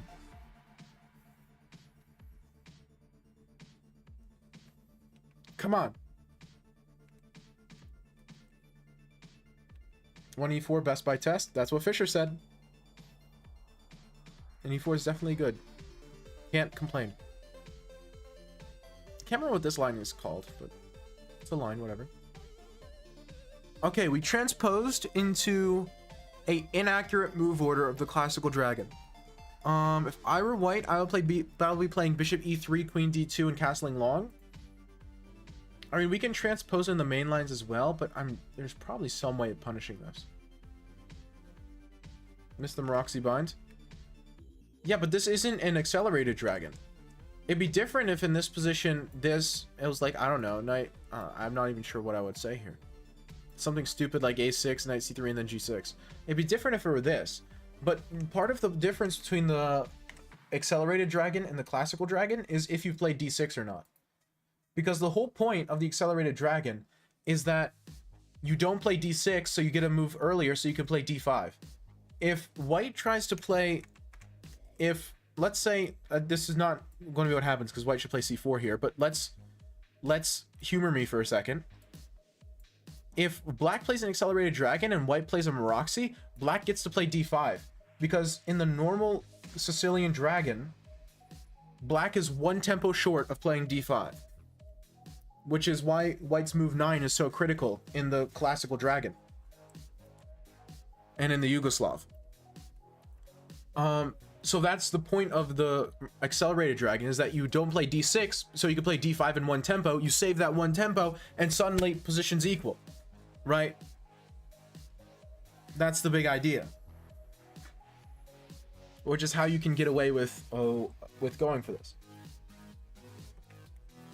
So white doesn't want to do that, because if white allows that, white just gets a equalized or maybe worse position. So the response to that idea is to play c4 first, which is the Meroxy, because what this move order does is it doesn't attack the e4 pawn as quickly, because you have to delay knight f6, or you get hit with e4 e5, and that's a whole different opening. So because you have to delay knight f6 in order to play the accelerated dragon, white has time to play c4 instead of playing knight c3 immediately. In which case, now we have the Meroxy, and the Meroxy's point is, okay, you're playing a dragon, and the dragon you want to play d5. You will never play d5. You are never, ever, ever going to touch the d5 square for the rest of your long and miserable life. Right? And so actually, a funny example of this is if we go back to a more normal dragon move order, white can actually play f3 in this move position. And if black tries to go for a dragon here, it ends up being bad because you get a Meroxy bind where black's already played d6. Because white defends the pawn without playing knight c3 first. So this f3 move here is a little bit tricky, because if you know your opponent's a dragon player, they might play g6 and you'll get just a better Meroxy. I've lost some games to this. It's not a good move order. White should not play this. This is not a good move. But if black plays a dragon, it can be very annoying.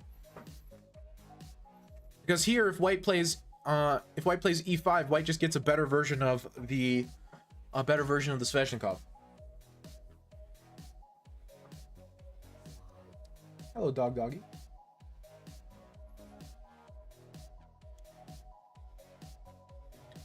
Black just gets a good Sveshnikov. And so white shouldn't play f3 there. It's inaccurate. But what do you think about the Scheveningen? The Scheveningen's fantastic unless white knows the early g4 lines. If white knows the early g4 lines, black will really suffer. Which, I mean, you look at the win-loss draw rate on that opening and you see exactly what I'm talking about. Let me go to the opening explorer real quick. Oh, I have it here. Never mind. If we go to the Scheveningen, okay, give me a second. I'm going to see if I can remember my Scheveningen theory. It's been a while since I looked into this. It's e6 immediately? Or is it knight f6 then e6? It's something like this. Now, this is the pin variation, isn't it? What move order is the Scheveningen again? It's knight f6, knight c3. Is it e6 here? Or is it knight? It's knight c6 then e6.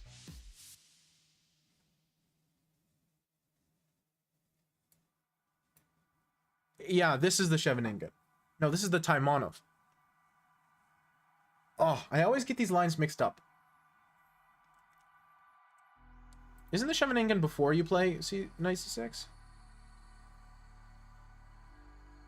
Okay, now this is bothering me.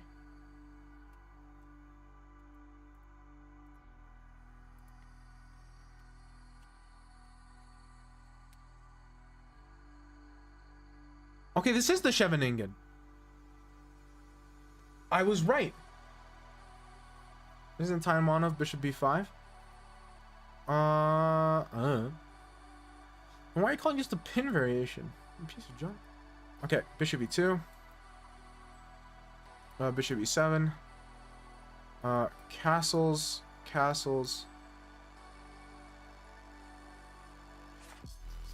It's not f4. Where's the g4 line? Ah, here it is. It's in this position. If white knows the g4 line, which is the Keres attack, then black is seriously struggling. This is the most critical line to my knowledge. And it's the reason I don't play the Scheveningen is because I don't want to deal with this. But if white doesn't play this line, then I love the Scheveningen. I think it's fantastic. This is the only problem in my mind. Source, a kid from my chess club plays the Scheveningen as a surprise weapon occasionally, and I've helped him prep it. And always, this is the problem. What if you play a6 first, like the Najdorf? A6 instead of e6? Well, then you're playing a Najdorf.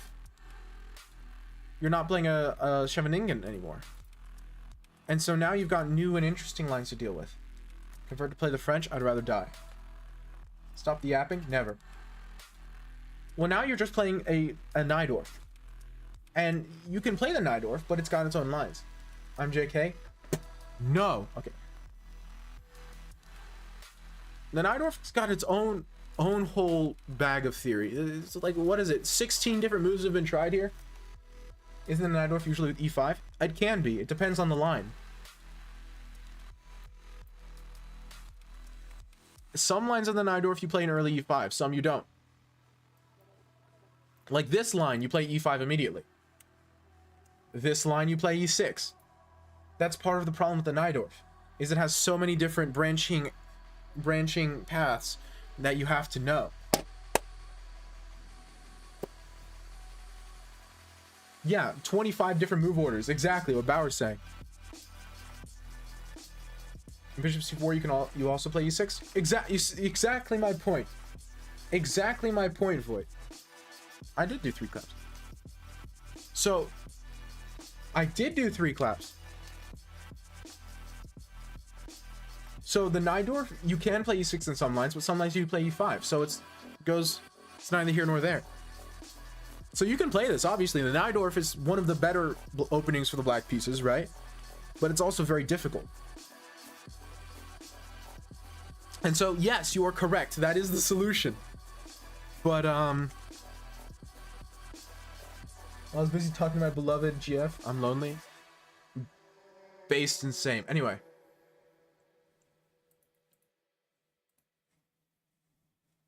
So, again, Scheveningen's fantastic. If they played the early G4 move, you are going to struggle. Objectively, I think black holds, but it's hard. And especially if white knows their theory, you are going to suffer. Okay, we've transposed into a classical dragon. Move 9 castles. Okay, black should be played D5 here. That's already incorrect. Nice. The most critical reply by far for black in this position is D5. It's not close. Other moves have been tried occasionally, but they are really not considered very good. You must play D5 here. Queen E1 I was planning? Well, yeah, this is that line. This is that line we talk about a lot. I love this line. It's really interesting and fun, but okay, you play chess. But the difference is bishop D7 is too slow. You play G4 as white, and black suddenly is in deep trouble. Because black didn't get D5, and black doesn't have counterplay. In black, you need to impose your counterplay immediately in the dragon, or you're just losing. That's why it's one of the reasons it's not very popular anymore.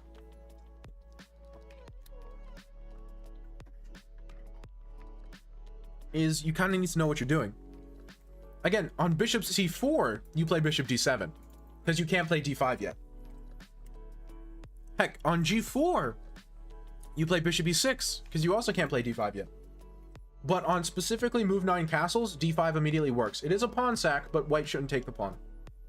Black has more than enough compensation. Which we've gone over this before. And this is also bad. That's a poison rook. This line is quite... I like it for black quite a lot. Objectively, white is doing fine, but... I think it's easier to play for black. Yeah, that's why the dragon isn't for beginners, yeah. Now, you can learn it. It's not going to kill you. It's just you're going to spend more time in the opening than you probably should as a beginner. Anyway. Okay, so bishop d7 is just wrong. h4. Excellent. h5, g4. Excellent. Takes, h5. Excellent. G takes, and look. +3. You see my point here. It's +3 already. You see how fast that happened? What is this? Move 12. Move 12, and every single move black played is a normal dragon move. Black has not played anything weird. He just got his move orders mixed up. And on move 12, he's completely losing.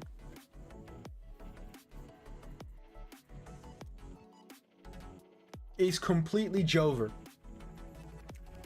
And then F takes G is inaccurate. You have a point here? No, this position's miserable. I've played the dragon for like 6 years.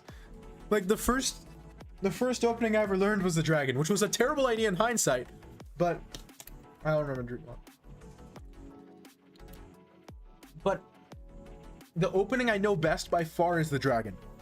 And so, well, obviously I'm not a GM, and I can't give you GM level dragon dragon prep. I can tell you 2000 level dragon prep, and 2000 level dragon prep says this is losing. Bishop h6 is the idea, yes, because you're simply going to play bishop h6, queen g5, and black resigns. You can't, you have nothing to do.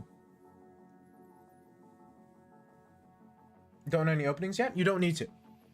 The black's problem wasn't that he didn't know the opening, is that he thought he knew the opening.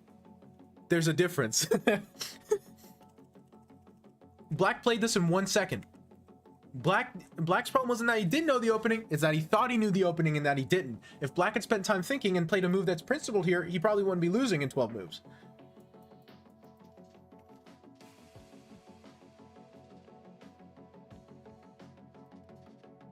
So if you're not learning openings, you're going to do fine learning other things because you know you're not learning openings.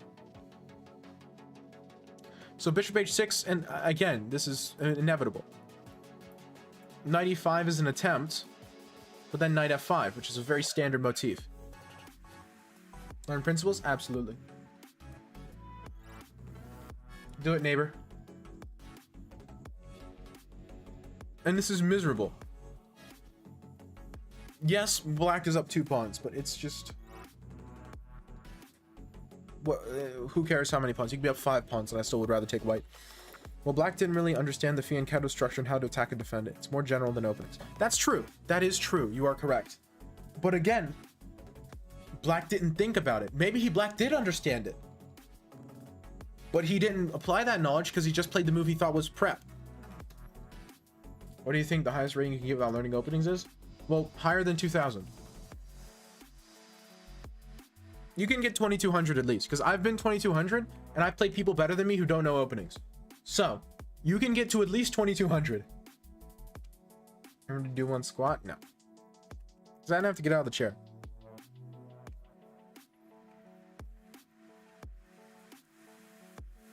Now obviously it gets harder because openings become more and more important, but theoretically I'm 1900, I don't know openings, and I was sold 1500. Exactly my point, Gabe.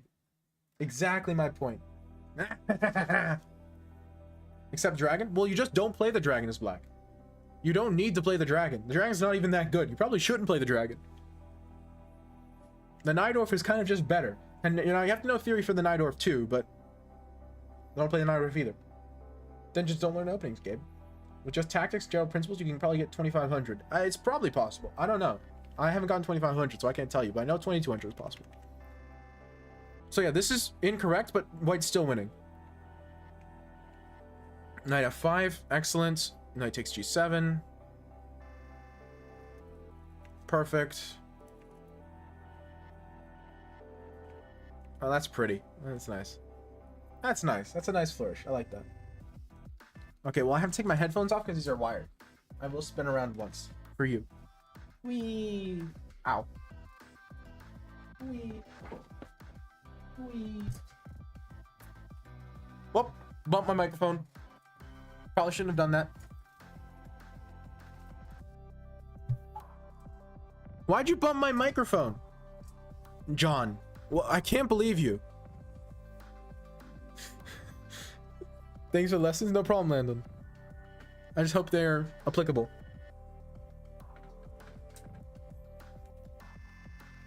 Well, you should know what you play, but you could play like King's Indian defense and King's Indian attack and never touch theory. You know? You can play openings without knowing theory. King's Indian attack is white, you don't need to know theory. You just don't. You can get away with it just by playing principled moves with good tactics. 1e4 should not be a shock. Well, yeah, but again, if you're not playing with openings as an intentional choice, then nothing's a shock because you just play chess. It's a move. It doesn't matter when the move is played. If it's played move 1 or move 12. Whose turn is it?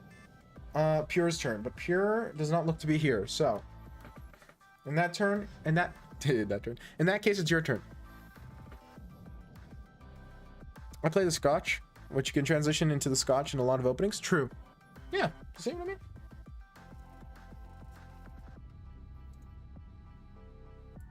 Mm-hmm.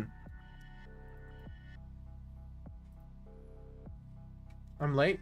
Well, not really, because I'm usually late. It's just today I'm shockingly on time.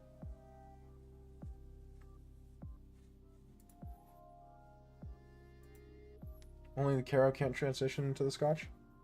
Yeah, that makes sense. Which, again, you could just play chess for the Caro. Especially if you play, like, one of the... Can you teach us more openings? Well, I don't know most openings as well as the Dragon. The Dragon's the opening I know best by far. I can only give general stuff about most other openings. Chess fangirl uwu. Yes, interesting. Knave 3, e6, e4, d5, e5, c5, c3. Okay, we're transposing into a French. Does this allow d4? Yes, it does. Okay. I was just checking before I started opening my big mouth. You have to play d4 here. You have to protect your central pawn, right? If you don't, then black's going to play d4, and this will be weak forever. You should study openings for each opening move. No sense overdo it. You shouldn't, maybe. I study a lot of different openings just because I help kids at my chess club prep. And also kids from other chess clubs, because I don't really care. I just like helping people prep.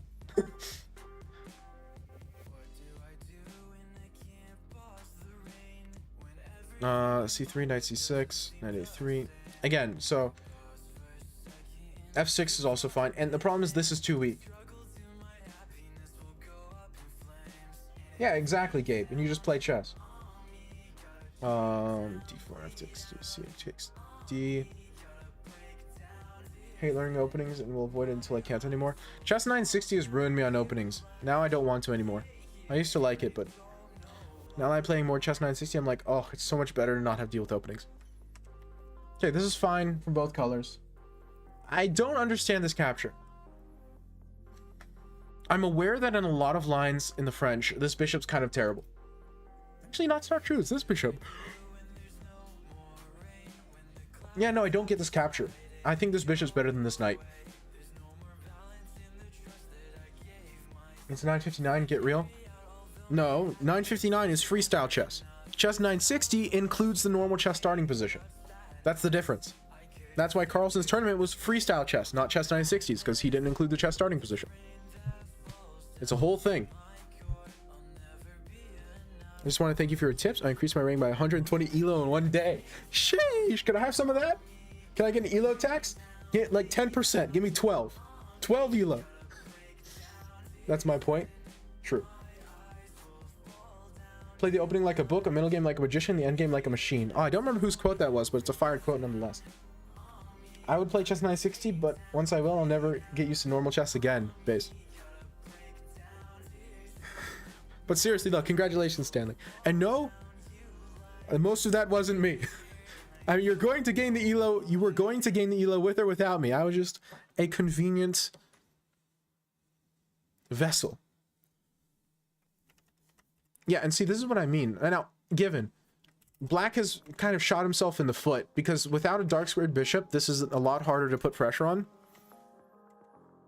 Play Bughouse and Unlock a New World. Bughouse online is kind of boring, but Bughouse over the board is some of the most fun you can have in chess.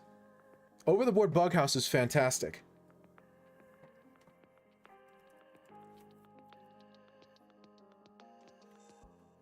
What's Bughouse? It's a chess variant where what happens is it's a 4-player chess variant where you have 2 teams of 2. And when one player captures a piece, they give it to their teammate, and their teammate can place it on their board anywhere for their turn. It's very chaotic and very aggressive. Games rarely last very long because it just dies immediately. Bro, IRL Bughouse is so fun. IRL Bughouse hits different. IRL Bughouse hits different, man. You get 2 chessboards, 4 people. You never completely lose a piece in Bughouse. True. It's so fire. I like Bughouse Online. I enjoy it, but it's different over the board with the physical pieces. When you're like trying to like get your teammates' attention so he can give you a knight so you can checkmate in one move, and your opponent's timer stalling. It's fantastic. 757, still on my full potential. Oh yeah, you can do better. Anyway, rookie 1. Usually ends up with one board waiting for on mate and one and the other just stalling the time to drop. It does always. It's so much fun because you play it like 3-0 or 5-0 or something. You always play a really fast time control, and so the board that's stalling, you don't have much time to stall, so you're just hoping and praying that your teammate can win before you lose, which is like so hype. 120 isn't that crazy? It is pretty crazy. Everyone was a 700 at some point, so getting 100 elo at any level is pretty sick. G6, bishop b5 check, queen f8, queen f3. And look at these bishops, man. Look at these bishops. Yeah, see, like Pure saying you could just take and then queen f6 and it's just death. I was never 700. Okay, yeah. H3 is hideous. Ooh. That's another pawn. Yeah, this is painful. This is difficult to watch.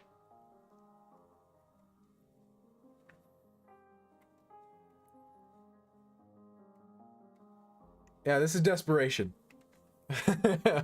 See? Look at this. Look at this.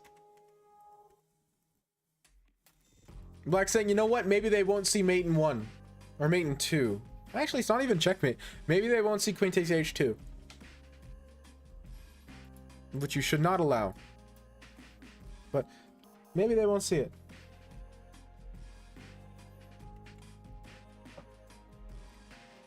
Sheesh. Brutal.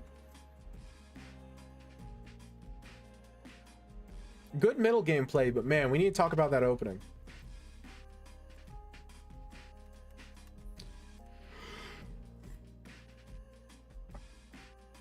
I saw that from a mile away. Yeah, I mean, you can't blame him. I would do the same thing. I would absolutely do the same thing. You know me. I am fed by pure delusion. Is dog still here?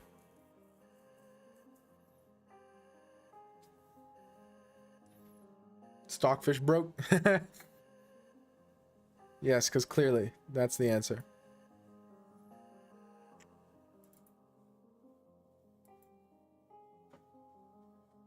NMs are very overrated. I mean, it's a title. A title's a title. A title requires a consistent level of play. But I mean, it's still not... They're a strong player, but just like Grandmasters, the title doesn't mean anything more than strong player, pretty much.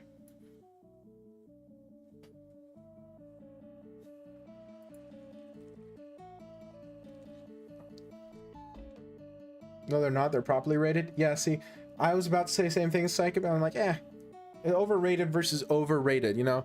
It's a case of a word taking on new meaning.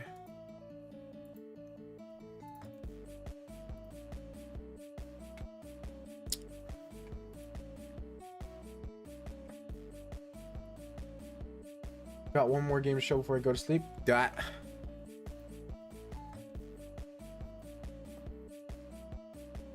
That means you're already in queue, Landon. So I'm analyzing this game, then it'll be your turn.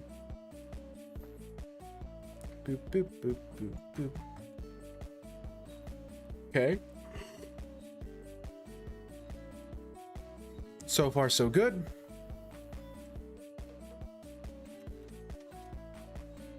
What's the queue for? Either playing me or having me analyze a game. I've been doing a lot of game analyses, but I don't mind. I don't like how fast and loose white's playing with the center. You have to take it eventually. But okay, black shouldn't allow this either, so.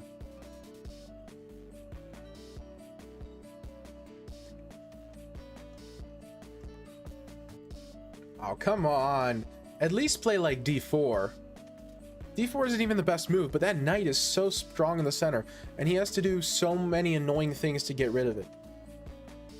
Make him suffer a little bit. Make him suffer. Don't just retreat the knight. Come on. You can do better than that. Swear on your chair while drinking water? No, then I'll die of a heart attack. I have no, like, coordination or fine motor skills. No f6 though? f6, I would celebrate if a white played f6. If black, sorry. If black played f6 here, I would thank him for letting me win the game. Do you play over the board? The real deal? Yes. I actually have a over the board classical tournament happening in like 2 weeks.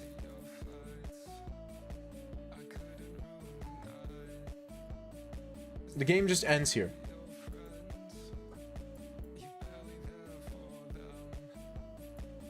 Sorry, I'm a noob. There's no reason to apologize for being bad. You're asking a sincere question.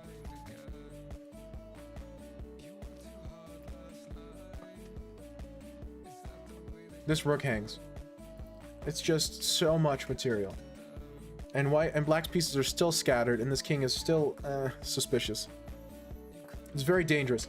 f6 is dangerous because you open this diagonal. This diagonal is rife with so many tactics. I mean, if you want to go for something simpler, then just like knight f7 forces him to take with rook. Minimum.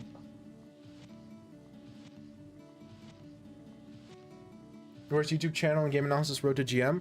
Maybe I'm self-conscious for no reason, but I don't understand why someone would want to watch me analyze my classical games when I don't feel like I'm that exceptionally strong.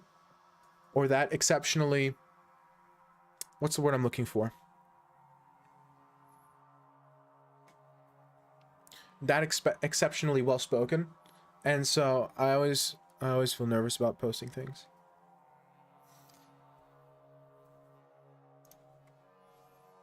Stretch and fix your posture. My posture's fine, Mom.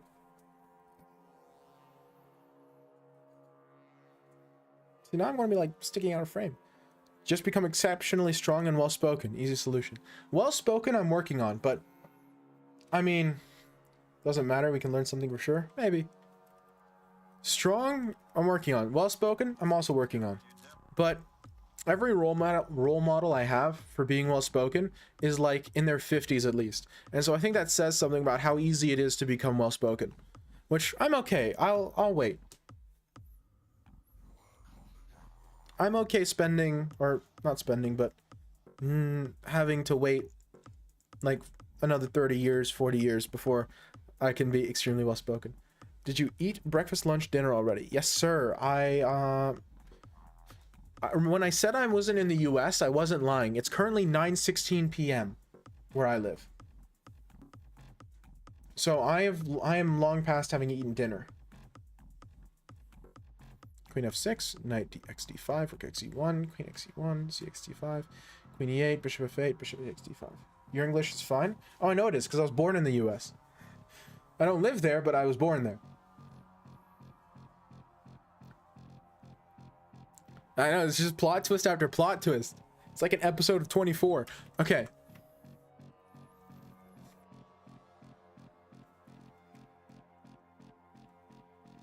Okay, explain to me why we don't take on e8.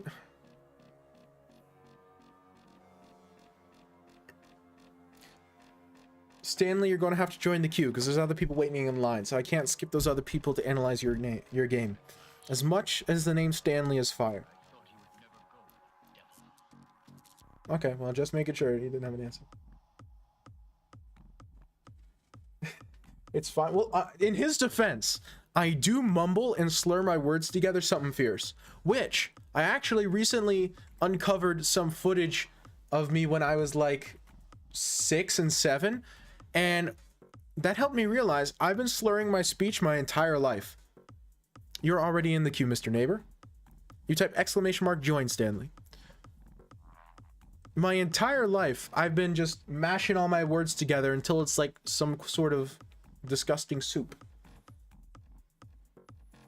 But I don't know if that makes me feel better or worse. Bishop d7, he has to try.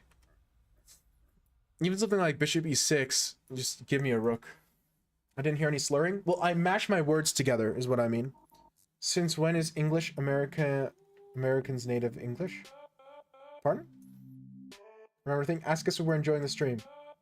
Well, if you would have left if you were not enjoying the stream, so I take your presence as proof that you're enjoying the stream. Either that or you're hate watching, in which case I'll take it anyway.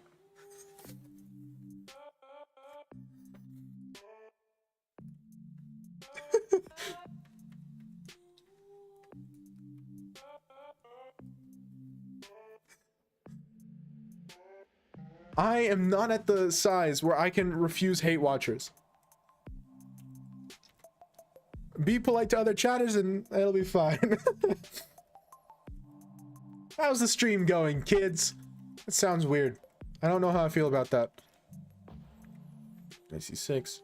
And now you're just casually up 2 pawns. I like your opponent's desperation, Bishop Sack.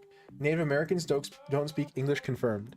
Well, I didn't say I was Native American. He said English was my native language, which it is. American in the modern sense, not in the tribal sense.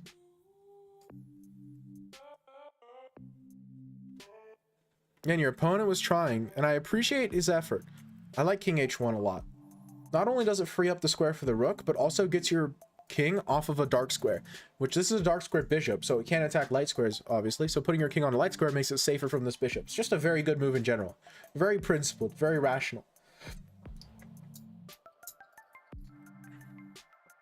Rook G1, bishop F6, bishop D4, bishop takes, pawn takes, G6, D5, E4 F5, G4 F6. I appreciate your opponent not resigning. Do you have any thoughts on Christopher Columbus? I mean, he was a pretty good sailor. Otherwise, not a huge fan.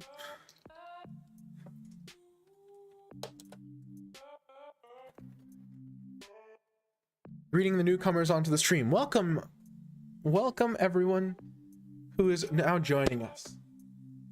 Especially Pixenry, because he said something in chat, and obviously we have a class system going on. I should stop talking. I'm stopping talking. Why have you lost faith? Because I'm just struggling in the Dutch, especially. In the Dutch especially, but also in a delayed Alipin, I'm having some problems. Yeah, just win the endgame. Just keep it simple. Keep it simple. Stupid simple. Heck, here, I'm not gonna lie, I would have taken this. Well, I don't play the English, so we're fine. I would have just taken and then pushed. Never have to think about anything again. You can pre-move checkmate there. I dare you to play rapid using the Sicilian Najdorf opening just for fun? Maybe. I do have a force me to play an opening redeem, so you can convince somebody to pay for that if you don't have the funds, then maybe. Delayed Alipin for the dragon? Yeah, because the problem is the delayed Alipin, since I play the D6 Sicilian, because that's the dragon, move to D6, delayed Alipin is a pretty good matchup against that, since it shuts me out of a lot of the ideas you have normally in the Alipin. How much? I have no idea. How much is it? It's a channel point thing, but I don't remember where it is. Haven't changed the cost of my... It's like 4,000. I don't get it. I'll show it in a second. So this is a nice game. I like a lot of what happened. I especially like your how cleanly you won. Getting to the winning position was a little bit of spaghetti, but once you were winning, USD, no channel points. I mean, I also wouldn't mind if you gave me 4,000 USD. Like, I wouldn't complain, but it's not required. That would be supererogatory. Which, that's a slightly incorrect usage of the word supererogatory. But I like using words just a little bit wrong. So it's almost like poetic, in a way. Yes. Wait, what do you mean, yes?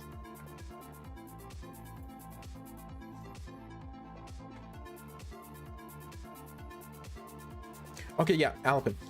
So knight f3, c5, c3 is the alapin. The delayed alapin is knight f3, c5, d6, c95, no, e4, what am I saying? e4, knight c5, c3. I can't think. This is the alapin. The delayed alapin is knight f3 first. And so I played d6 because that's the variant of the Sicilian you play when you play the dragon. This is the line that goes to a dragon. It also goes to the Najdorf. It can go to Scheveningen and a few others. Anyone know descriptive chess notation? What is that, old notation? So like this would be knight to king's bishop 3, and this would be pawn to queen 3. What's wrong with knight f6? Knight f6 isn't wrong. So knight f6 here, he pushes, and that's a problem. G6, I get hit with a Maroxy, or we get to what transposes into a Maroxy, and I live my life expressly to avoid, I mean, after the delayed alapin. Nothing, it's just very tricky to play. There's nothing objectively wrong with it, it's just tricky. Knight f6, because now you have bishop e2, bishop d3, bishop c4, queen c2, d3, d4. All of those moves are playable, and all of them have like weird different things happening.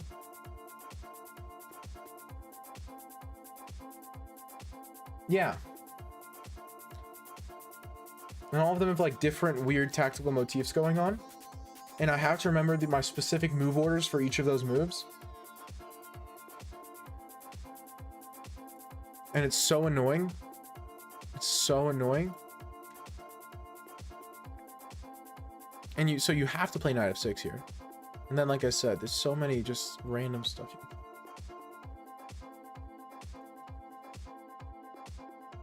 What do you mean it's the least of your worries? I get this quite often, and I have a terrible win rate against it. Bishop e2. Bishop e2, for example. You can play g6, but I always find these positions annoying because it always feels like white gets everything.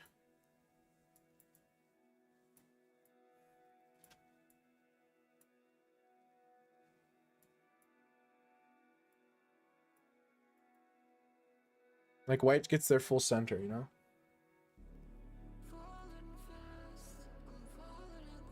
Knight g6? Okay, whatever. My point still stands. It always feels like white gets their full center and everything, and I struggle with counterplay. Right, which I know is objectively false, but like I said, it's a me problem. So I just need to look into these positions more and get a better grasp on what I'm trying to do.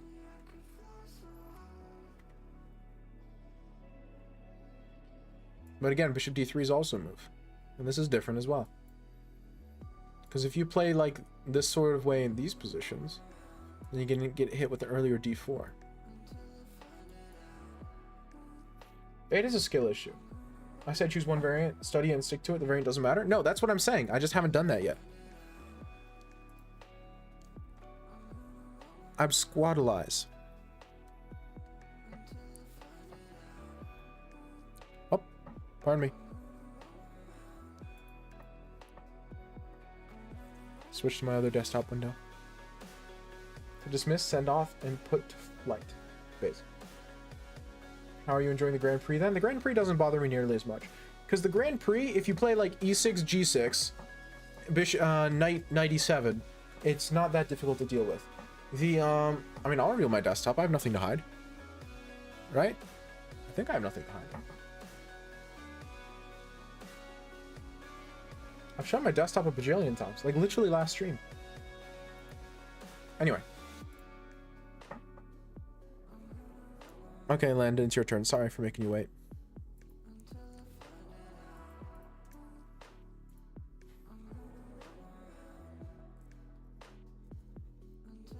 I mean, hey. I don't have it set up because I don't know. I just don't get that many donations, so I don't expect that many donations. But I mean, hey. I'll play the Nido for like $2. I don't care. I could probably be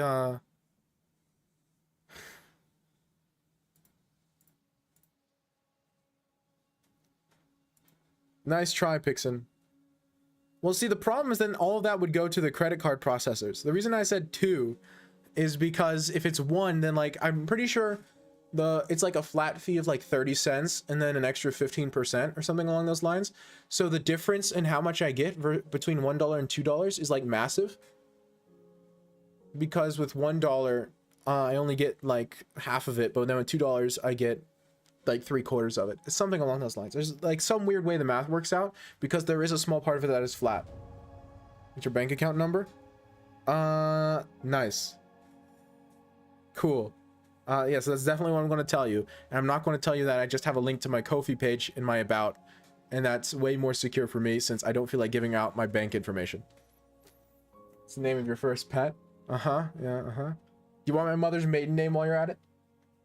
Do 50 plus coordinates? I don't want to play Elite Chess. I mean, I think chess.com has a similar thing, but I have a game to analyze first. Okay. Hey, speak of the devil.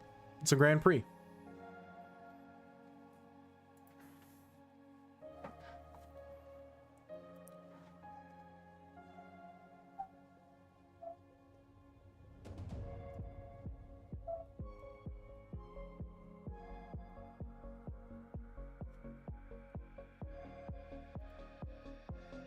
Knight f6. Knight f6 is playable. The hatred for Lead Chess is real. It's not hatred. I love Lead Chess. It's open source. I love open source software. I just don't use it myself, especially since I told chess.com I wouldn't in return for, you know, the benefits that I get being a chess.com affiliated streamer. No hatred for Lead Chess. Very useful. I use it for some things. There's some things I like to do on Lead Chess more and some things I like to do on chess.com more. I think it's fantastic that we have 2 platforms. Best text editor? I mean, objectively, it's probably like Vim, but I use Nano because I'm a coward.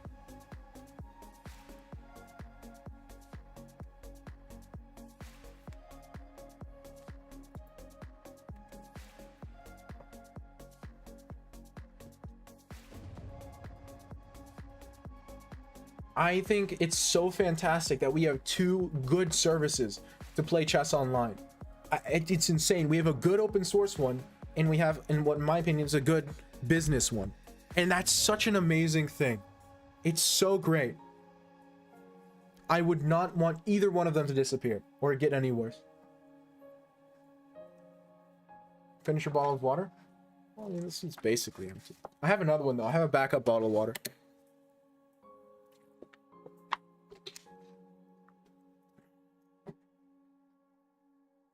I have nothing but well wishes for Lead Chess and everything it stands for. I've donated to Lead Chess. No, I haven't donated that much. I've only donated like 10, 20 bucks. I don't actually remember how much I donated. It was like a year ago. But there's also Chess Tempo. There's also Garfield Chess.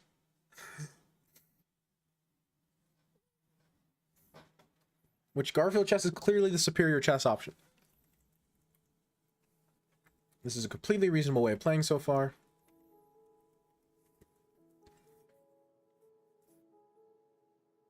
Oh, wait. He actually donated. Hold on a second. Okay, I'm playing the night order. Hold on a second. That was unexpected. But not unwelcome. I really appreciate it. I just sent 3 USD. You did. I noticed. I had Ko-fi open because I wanted to get notifications. In a rated game? I mean, if he wants to, I'll do it in a rated game. I don't care that much. I don't hate the Night Elf that much. I just don't know the theory that well. But it's not that different from the dragon. I'll be fine, right? Famous last words.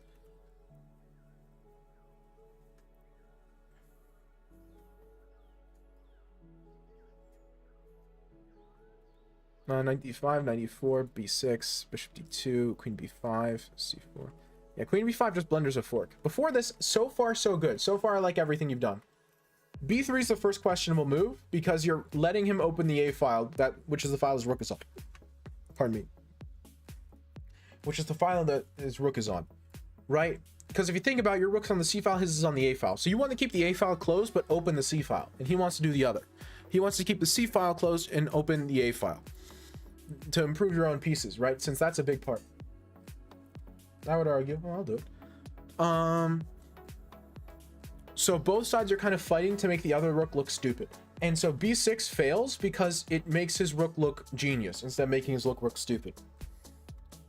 Bishop d2. And then queen b5 just blunders a fork. There's a lot of annoying moves. Rip chess base. Rip chess base. Long live on croissant. Told you I like open source solutions. On croissant's fantastic. Not sponsored by On Croissant.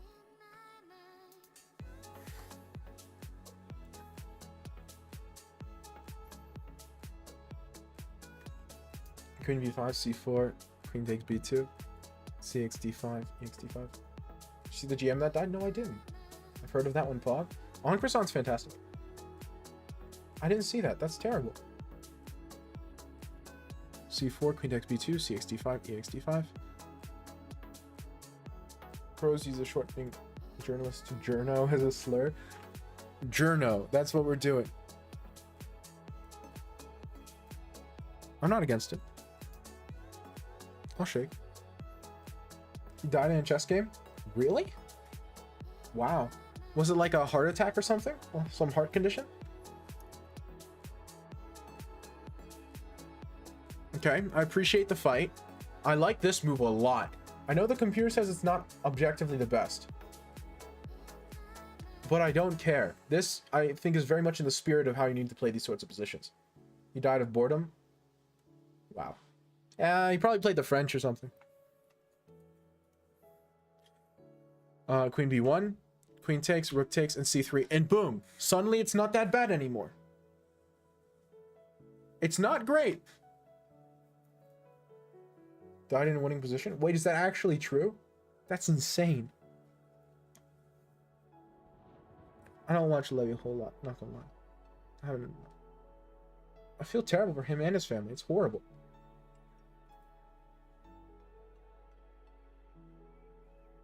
Now I got an extra $5? What is it? $8? Oh no. It's a lot of money. Is that $5 to skip Q?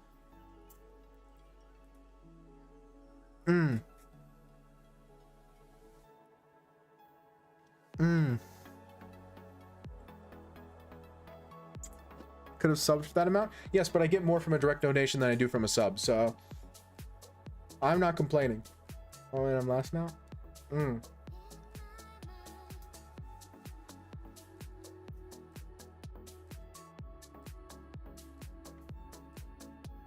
I mean, nobody in the queue gave $5, but on the other hand, I didn't make it clear that $5 lets you skip the queue.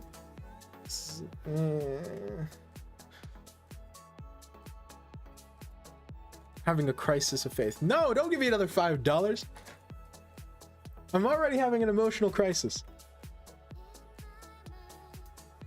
So I'm gonna say no to you skipping the queue because I didn't agree to it beforehand, and I don't want to set a precedent of people being able to just pay to skip the queue just because that feels a little weird for people who aren't there, you know.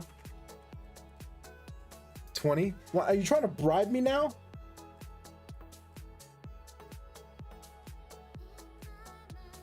What do you mean yes? How many people are in the queue? Give me a second. How bad it is. What is this? Is this a vibe test of some kind? It's like...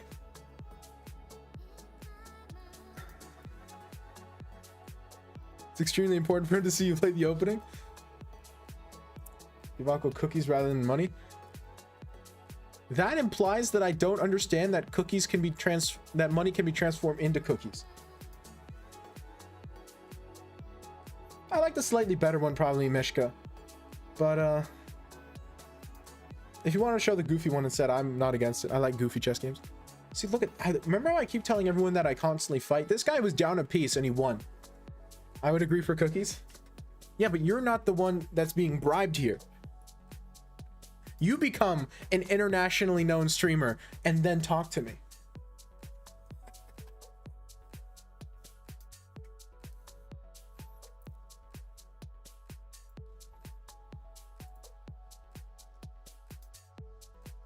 Yeah, I'm going to say no, Stanley, just because again, I don't want to set that precedent when I haven't previously established it. You know, if I said beforehand, hey, $20 to skip the queue, then it'd be fun. But that's different. That still feels a little weird. I don't know. I haven't well established how I feel about any of this. Firefox detected. What do you want me to use? Ladybug isn't any good yet. Can I stream on a phone? Yes. Ladybug isn't any good yet. I'm going to switch to Libra Wolf. I just haven't done it yet. I use Waterfox. Isn't Waterfox worse? Weren't there some like weird things happening with Waterfox? I seem to remember something weird. Maybe I'm wrong. Maybe it was just like it died and didn't get much development time for a while. But I remember there's something goofy about Waterfox.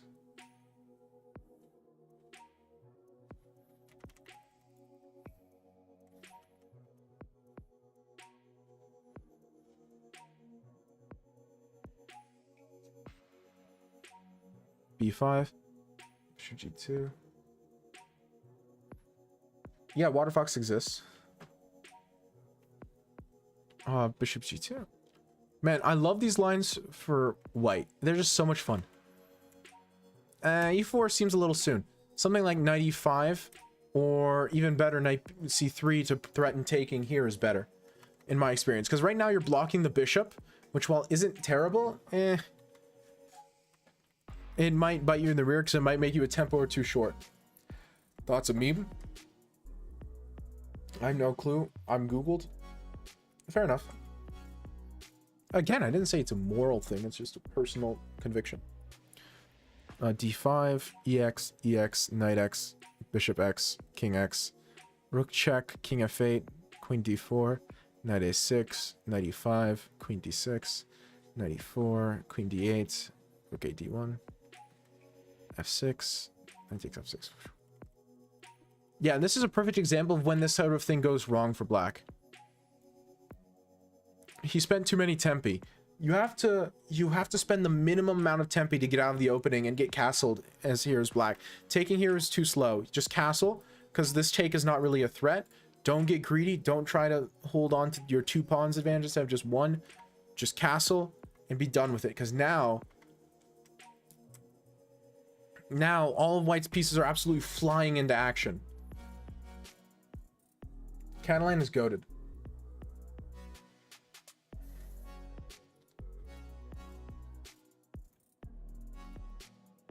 I have no idea what Hans...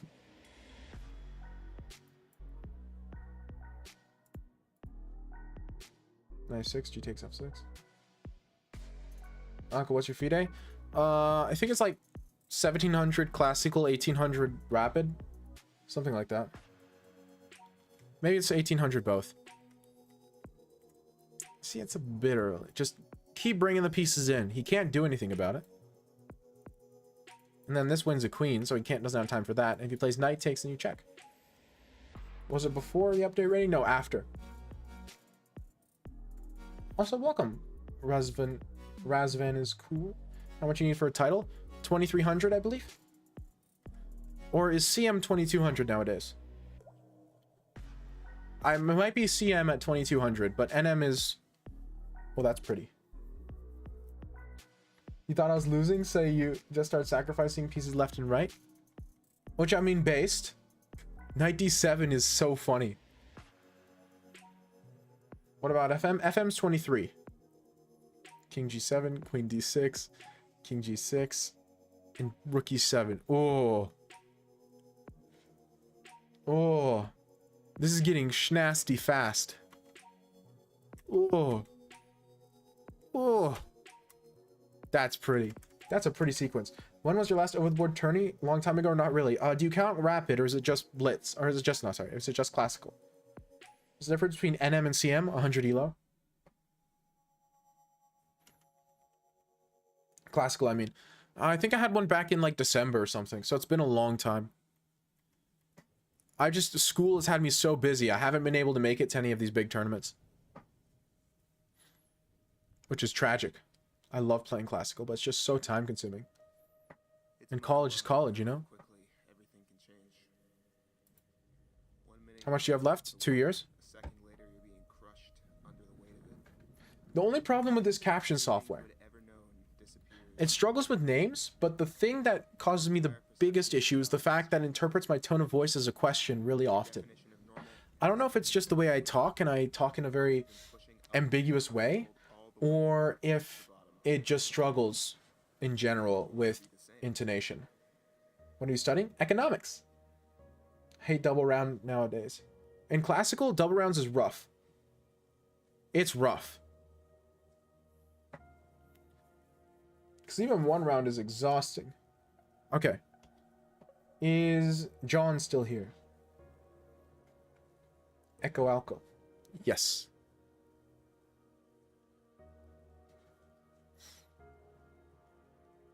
Okay, what game did you want to show me?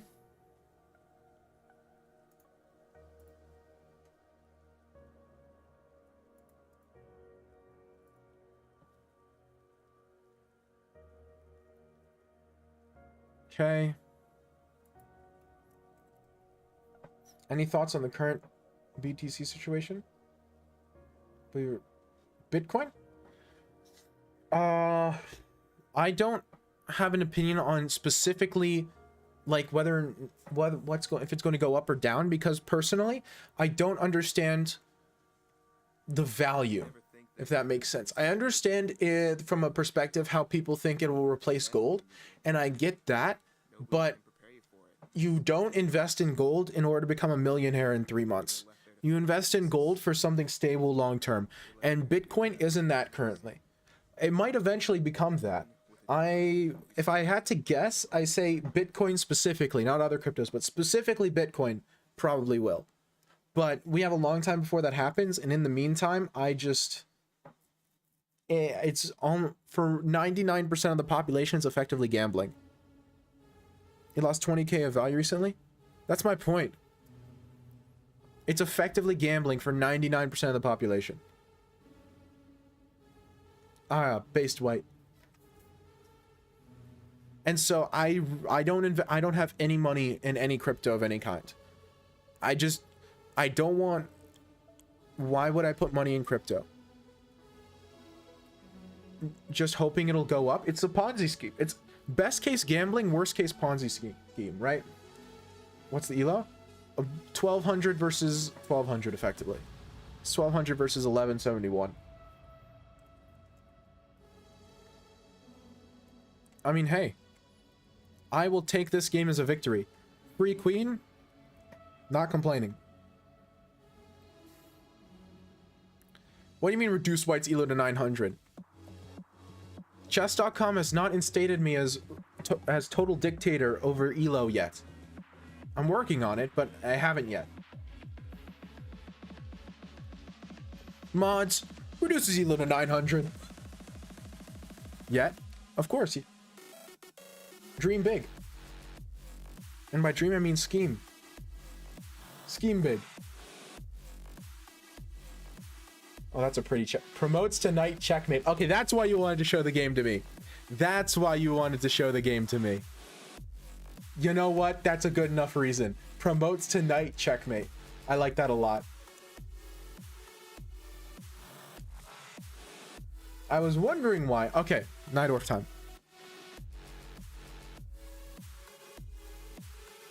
So...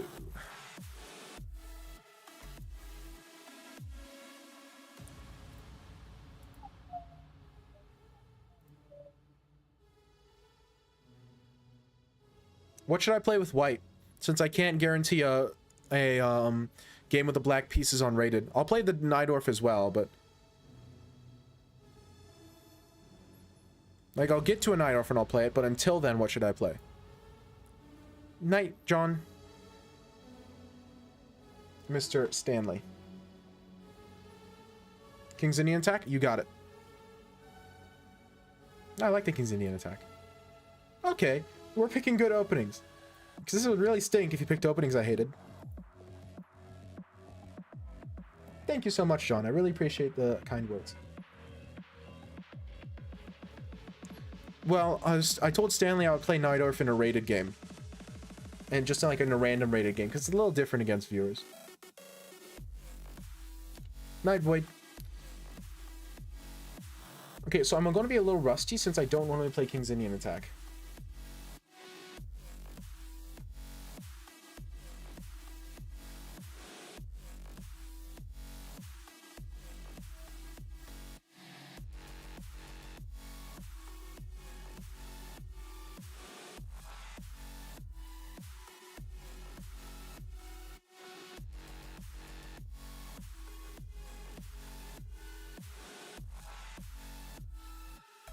Now, I'm going to play this. I don't know if it's good, but I like it from a positional sense. Nidorf is very sharp, and King's Indian attack often leads to interesting positional battles. Oh no, King's Indian is fun. I enjoy it.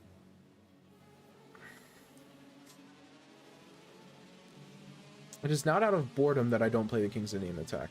It's out of fear.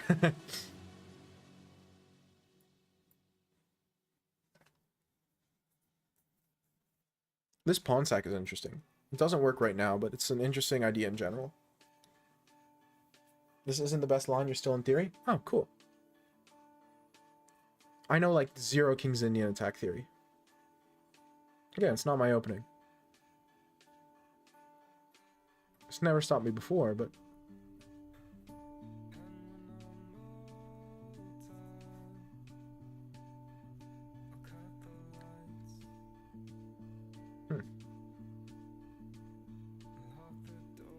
Very bizarre position.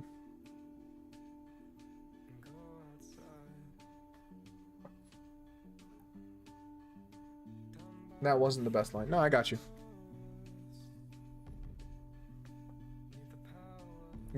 My impression of the King's Indian attack is totally different. The King's Indian attack is one of those openings that changes a lot depending on how you play it. You're able to project a lot of your style onto it. It's a very malleable opening.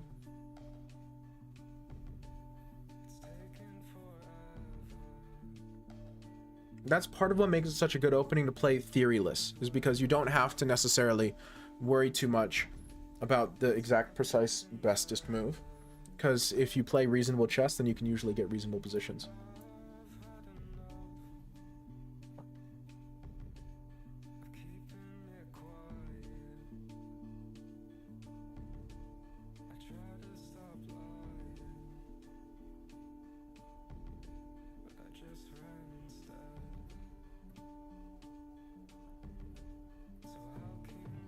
I once played the King's Indian attack against a 600 elo dude, and he resigned after 4 moves.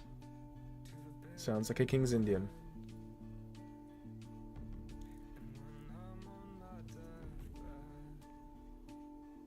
Did you want to play the Nidorf with him, with white?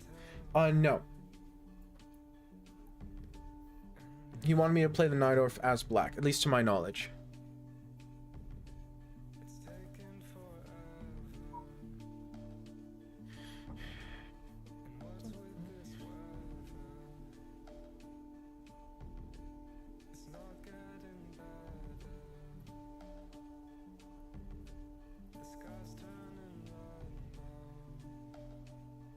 My dark squared bishop is kind of annoying to get developed in a way I want to.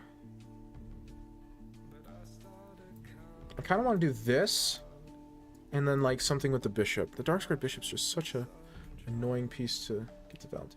Maybe I put the dark squared bishop on d4. That's an idea. I mean, whose idea was it? Well, it was Stanley's.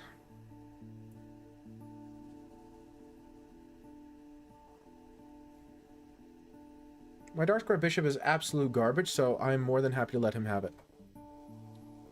If you want it, take it.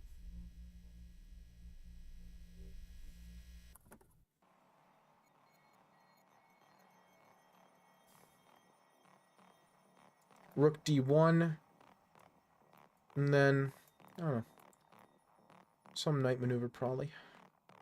He might go d4 at some point, but I don't think d4 is that threatening. Black is winning. Can you please not post engine evals when I'm playing rated?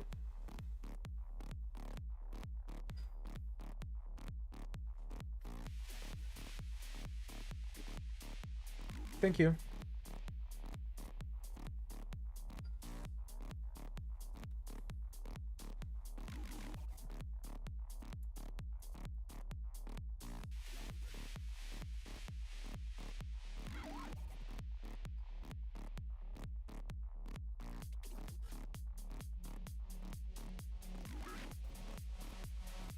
One moment, I was texted by someone important.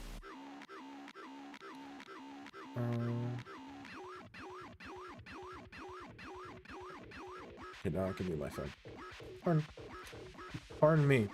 Bad streamer, am I right? Okay.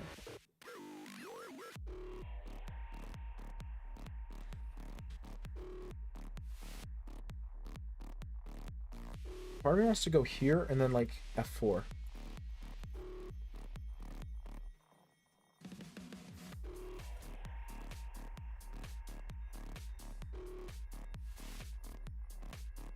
That's the difference, no texting over the board? Yeah.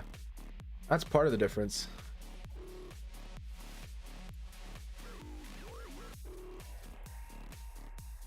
As I'm sure you're well aware, there's a lot more to it than that.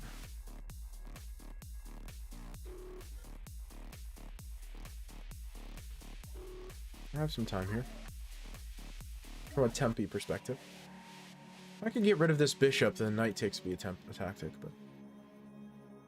Oh, speak of the devil.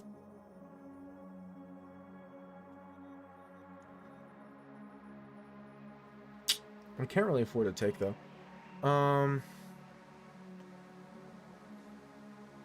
There's not really a move that I super want to play here, if I'm being honest. Because, like, E6 opens up some weaknesses.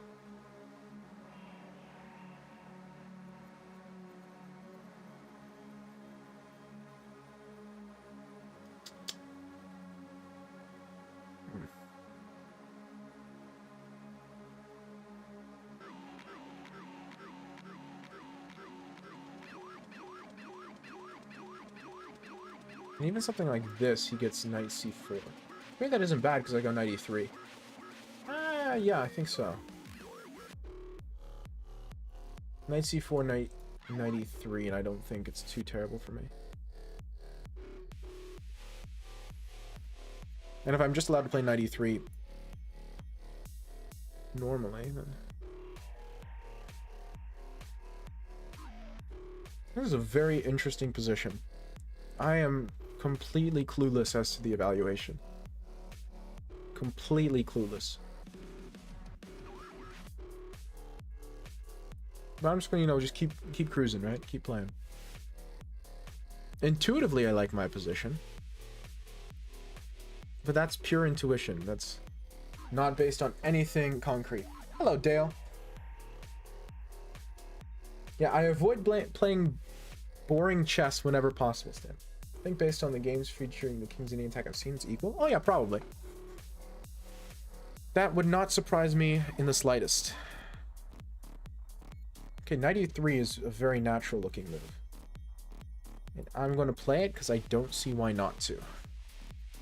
Okay.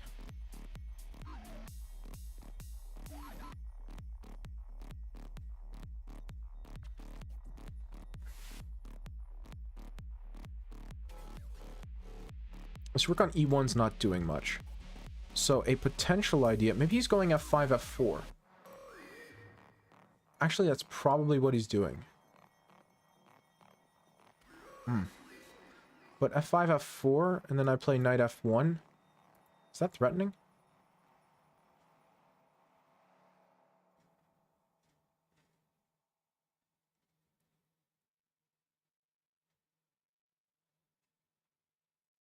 I don't think so.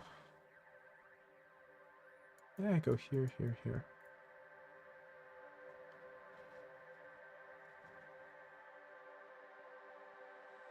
The problem is if I go king g1 here, then I suddenly have to worry about like queen h5 followed by knight g4. That's super annoying. Actually, no, I don't. So I always have h4, right? Oh, but h4, g5. It's complicated. It's really complicated.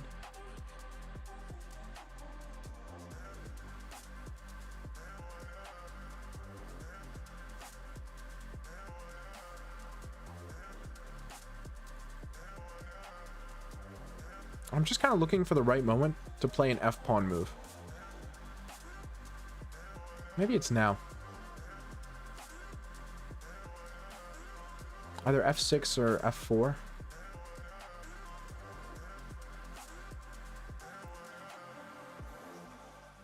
I'm gonna play f6. Sorry, f3. Both sides are pretty stuck. It's a very weird position. I'm gonna unstick us a little bit. I'm not 100% on who it benefits, but just going to change things up a little. And if he doesn't take, then I'm pushing f4. Maybe I should have played f4 outright, but I kind of wanted to just ask more questions.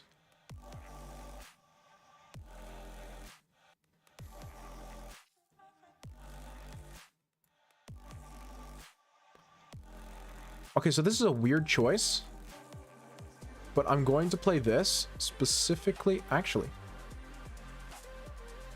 what am I saying? This looks unequivocally better. Is g5 a problem? Does not look like it. Knight d3 is not a problem. Is knight g6 a problem? No, knight g6 doesn't look like a problem. I like this better, actually. That was a great move as far as I'm concerned. I'm not sure. I am undecided.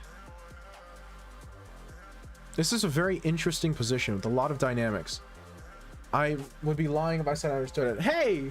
Thanks so much for the raid, Chessgasms. I remember you.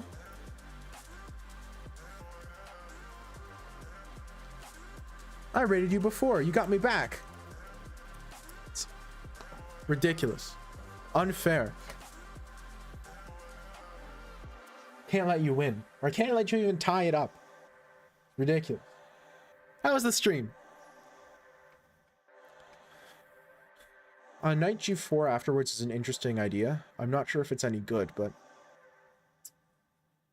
Bro, I'd follow you, but I'm already following you. Thank you so much, Boyonbox. I appreciate the support. Well, I'm trying, but the chess has been mixed in quality, but amazing in vibes. So, I think that's a win, but...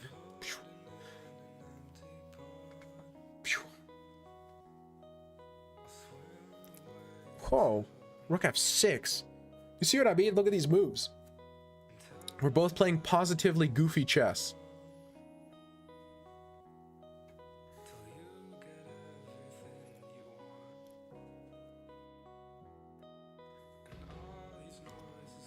Like, g4 is a move I was considering, but I don't know if it's good anymore.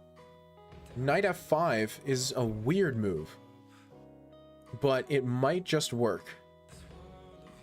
Knight f5, knight d3, is that a problem? Knight d3 might be a problem after knight f5. Knight f5, knight d3.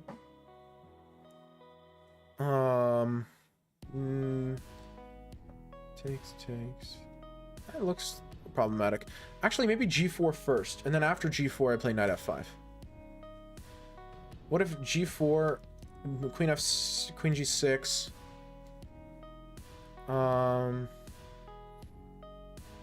but then I still have the problem of knight d3. What if knight g4? Knight g4, knight d3. Knight d3 is always a problem, man. Knight d3 is such a problem. Wow. Wow. I'm going to play g4 because I believe in it, but this will be an interesting long game. Fascinating. Love chess. Guys, this today on stream, I must say. Oh, yeah? Oh, cha-cha chess. Well, that's good to hear.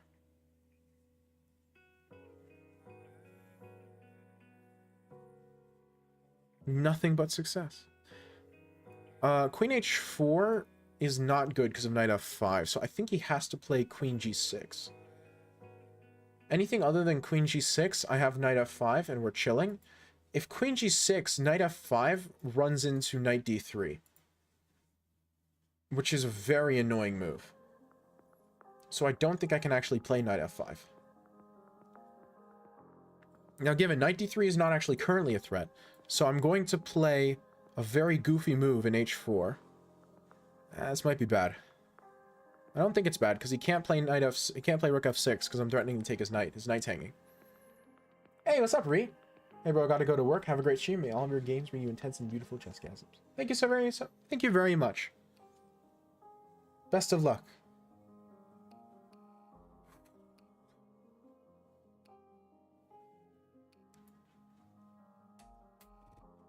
I'm gonna go here. This was my original plan. Made Hollow Knight progress whilst lurking since the beginning. Based. This is a very difficult position to play. This would be fascinating in longer times. You can't blame me.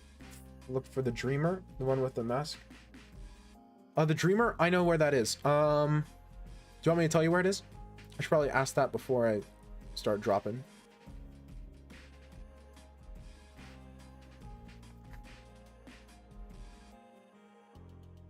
Yeah, it's in the City of Tears. You have not been everywhere, evidently.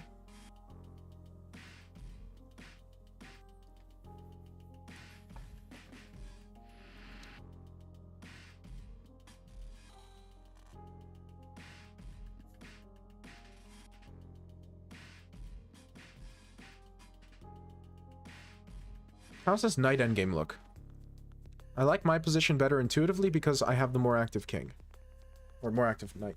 Do I? This is very difficult to play. For both colors.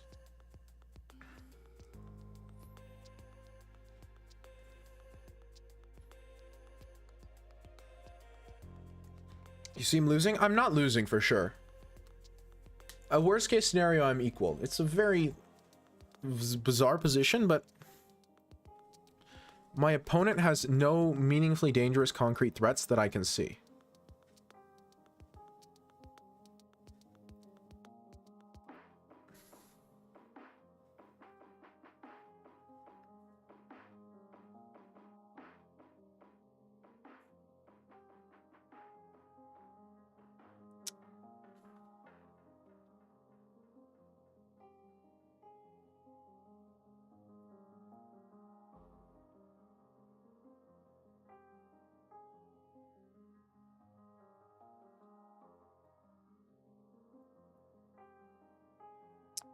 This might be wrong.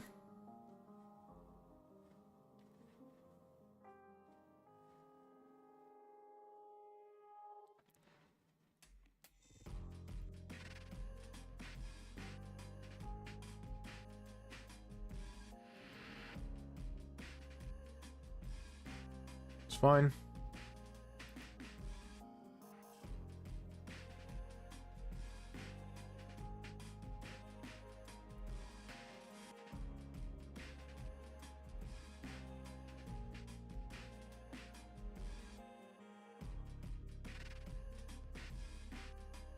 I think I'm doing better than he is. I don't have time to play this.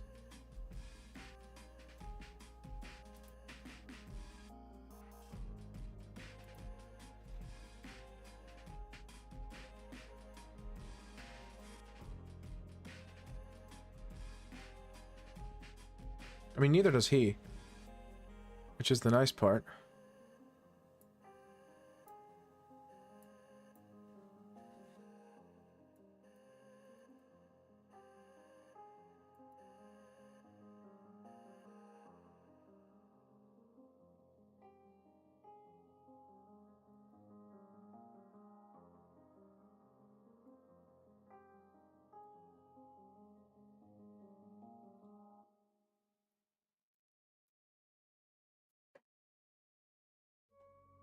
Oh, my head. Okay, I don't play the old chess anymore. I'm finished with it. It's all been worked out now. Chess 960 is the only way to save chess in its current state of memorization and prearranged moves. Based, and I agree. Every Saturday I play chess 960. It's just not popular enough. And I'm winning here. I knew it, man.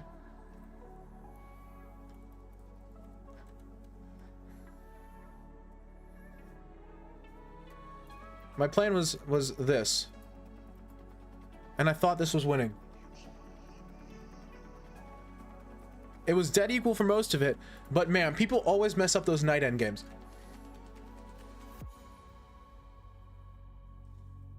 They always, because those endgames are hard, especially since I was the one pushing.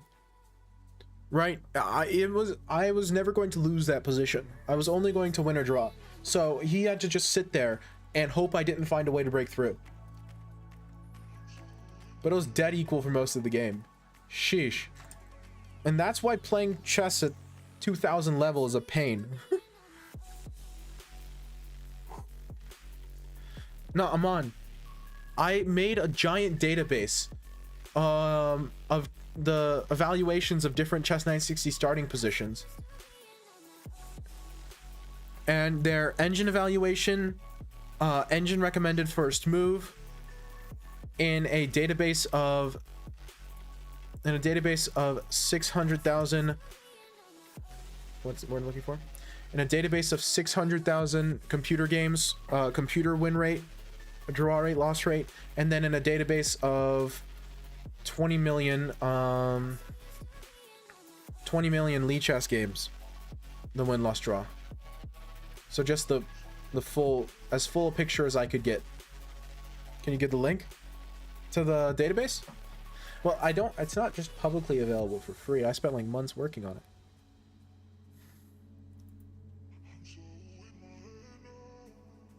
I'm planning on using it to make a YouTube video at some point, but I've just been so busy with school. And now that school's over, I'm going to do it, but...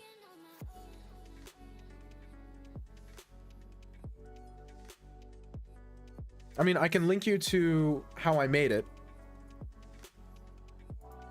Because like the entirety of the information that I used to make it is public information. And so I didn't want to offer that up for sale because that felt kind of yucky. And so, while I do have the completed database for sale, I also have links to the sources for all the information in said database just there.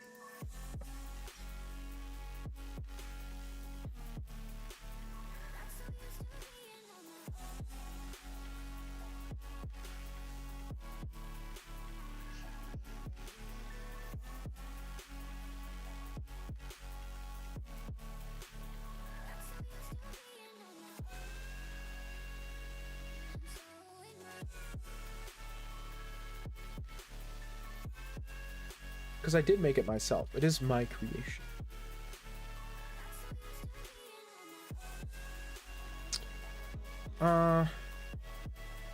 Push. Take. I'm doing a Hikaru. Give me a second.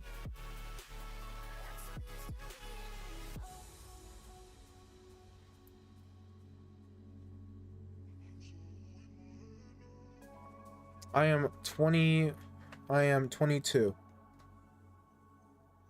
The guy I'm playing against is typing to me in chess.com chat, so I'm answering his questions as well.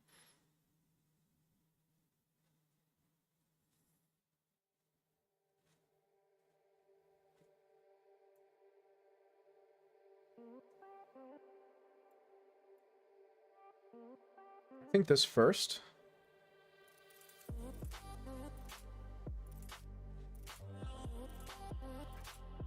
You need to collab with Hikaru? Yeah, something tells me Hikaru's got better things to do. One of us gains a little bit more from the collab than the other, you know what I'm saying? You're 22, you look like 32. It's the facial hair. It's the beard. It messes everyone up. Oh wait, I was supposed to be playing the Najdorf, but he played d4, so I couldn't really.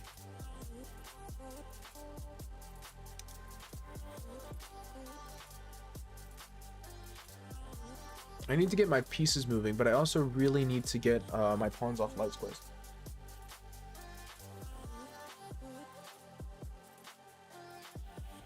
Okay, next viewer game, I will make sure that they play e4, and then I'll play the Najdorf. Because, you know, these dang random players, they are not behaving. Stinking humans and their... What's the one I'm looking for? Unreliability.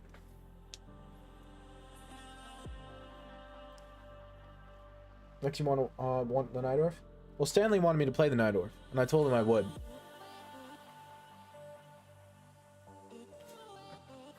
Hey, but at least I haven't been playing boring chess in the meantime. I usually pretty actively avoid that.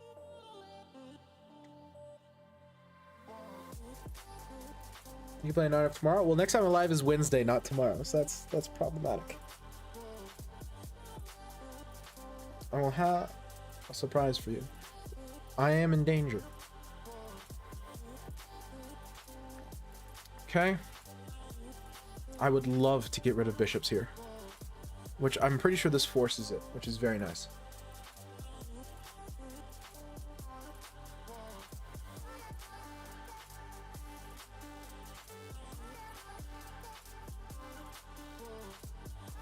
This position as a whole benefits the light squared bishop for white quite a bit because of this pawn.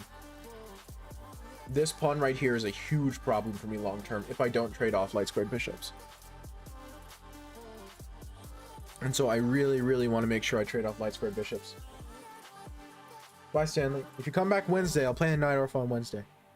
Because, you know, I always start my streams with at least one rated game.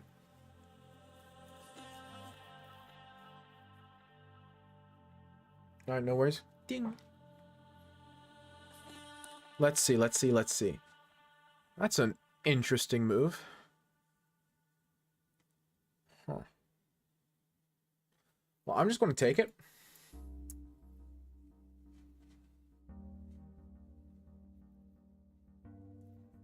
And then I'm going to play g6.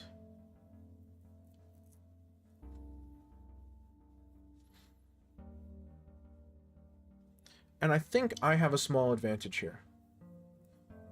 Because I think this pawn is weaker than this pawn. Time will tell, of course. It always does, but that's what my gut tells me. And I play by feel.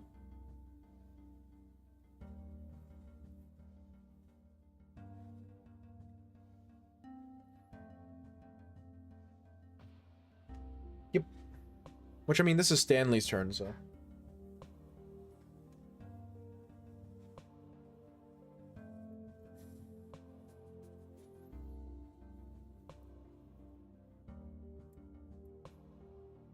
I need to get my king in a slightly more active position.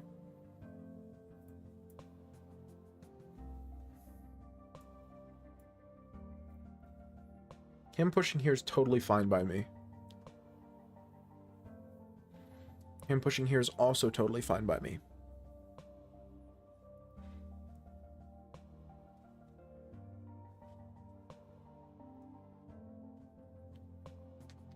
Again, I really prefer black. I don't think it's enough to win, though.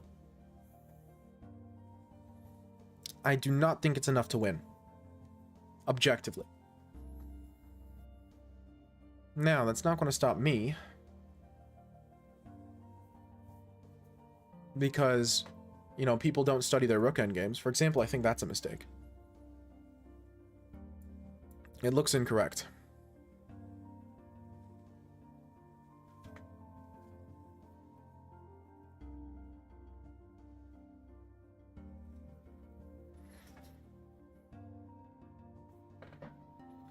The question is, can I punish it? Looks. Well, yeah, I can't. I'm not going to say something with 100% confidence that I'm not 100% confident of. It looks like a mistake, but I'm not 100% that is a mistake, because he can still hold it for now. And it's not easy for me to put more pressure. Because if I ever go g5, he goes f5. I have a plan, but I don't know if it'll work. We will find out.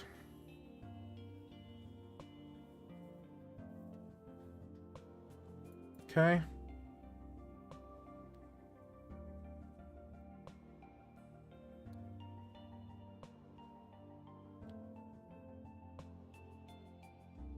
Interesting.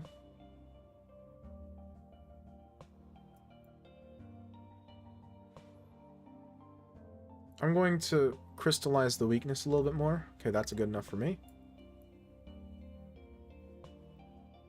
Because it's the principle of two weaknesses, right? I have to have two things to attack. One isn't enough. If I'm only attacking one target, then... Ooh, I really disagree with that move. I really disagree with that.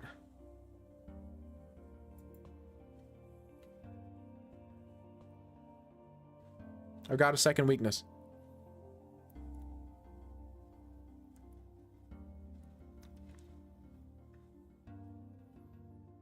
You're not getting destroyed, chess guy.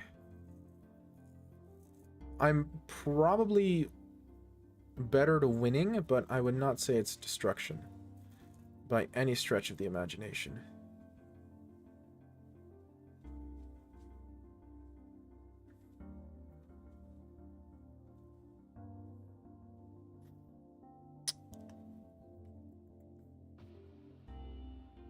The how here is still rather difficult.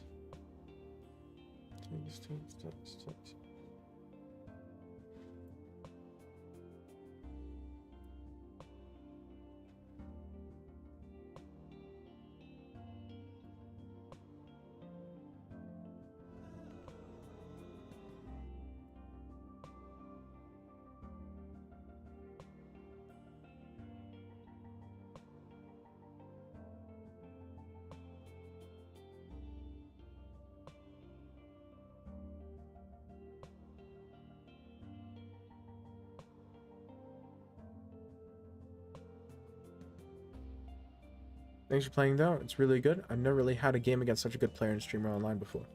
No problem whatsoever. I'm telling you, I'm not even sure you're losing yet. It's still, there's still chess to be played here. It's not obvious to me.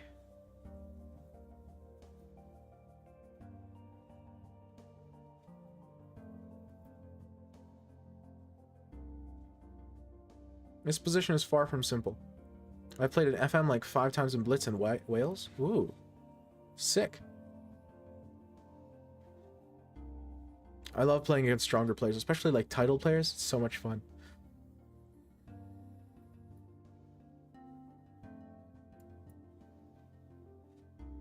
Okay, let me calculate this king and pawn endgame. Heart tells me it should be winning. Takes, push, push, push. Push, push, push.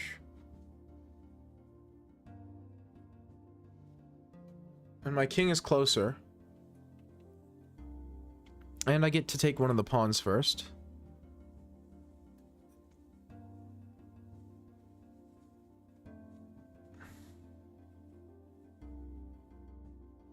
I think.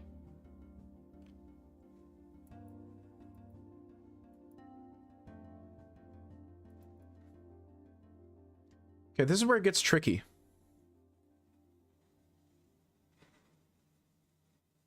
I think I can get away with just nomming a pawn. No, I totally can't. That was stupid. I completely missed that.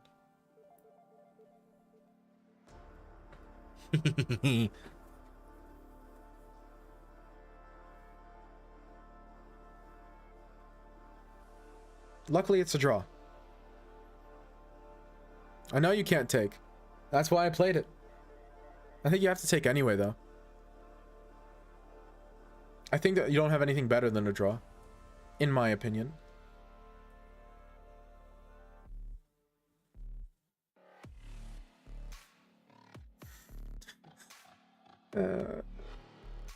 This was me being a goofy little goblin. I was looking at other moves. Take your time. Again, he's texting me in chess.com chat, so... I can't believe I allowed that. Okay, so let me look here. While he's calculating there, let me check this position. That's the threat. This check immediately stands out as being probably good. Yeah. Okay, I was winning right there at the end. I'm sure it was right here. Oh, I guess I wasn't winning. So wait, queen f3, he has king g5. Everything else wins. Yeah, that makes sense. Because here forces a queen trade. Here forces a queen trade. And all those queen trades are very bad for him because of how far away his king is. So like here...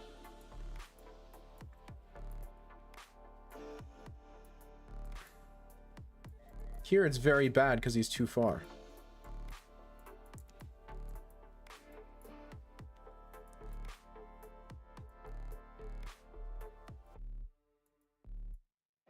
Right? And obviously, this allows me to win his queen outright. This allows this check, trading queens, and it's the same problem.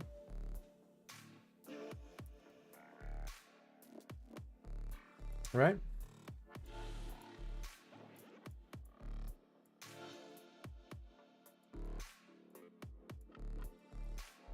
Tempo late and $1 short.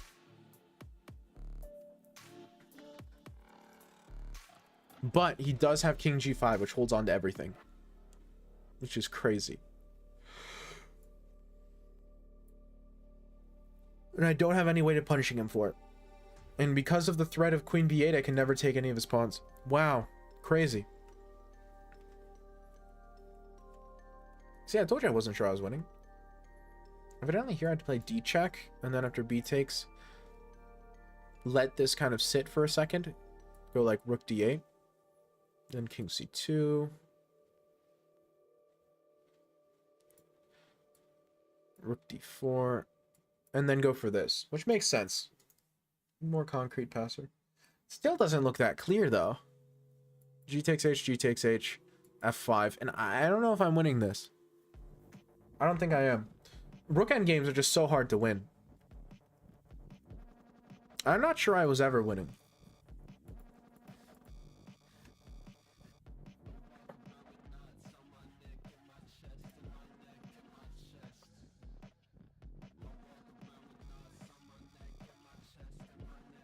Luckily, I had that stalemate trick though. That was a little goofy, silly trick I had there. Yeah, I was never winning. It was like drawish the entire game. He had a pretty big advantage towards the start. But other than that, Stanley's next. No, Stanley already took his turn. It's your turn next, Razvan.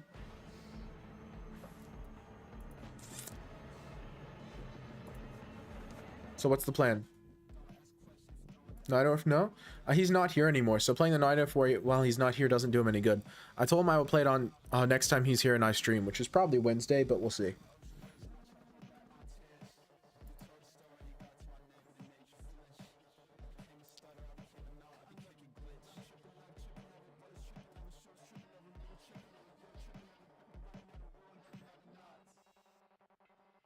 But we shall see. Speaking of which, who's left in the queue? Okay, only one person. Nice. So then I'll close the queue, which means everyone already in the queue still gets their turn. But,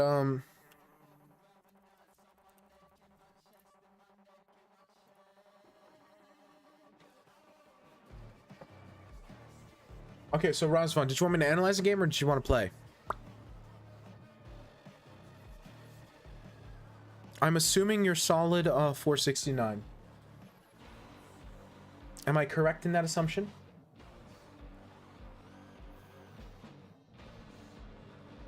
Yep, okay, wonderful.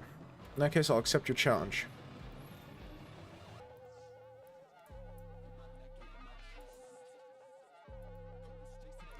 So, unfortunately for you, Stanley isn't here, so I get to play my dragon.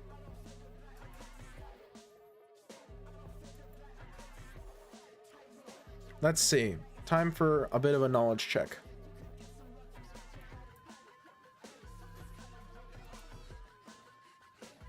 Okay.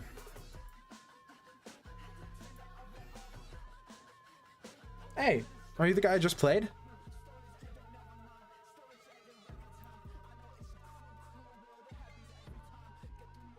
Sick. I know E5's a move here, right?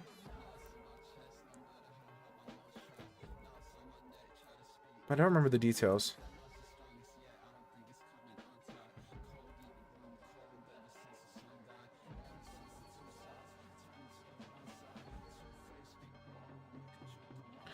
Maybe it was E5 here, here, and then after like takes, you play just bishop E6. And then you play for the very strong bishops.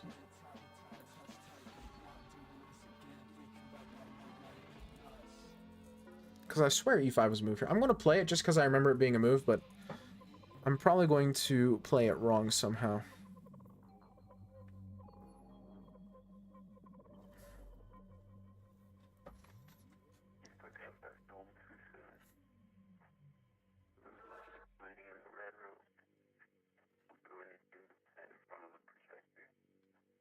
Let's see if I can remember how to do this. This is very similar to the Queen E1 lines.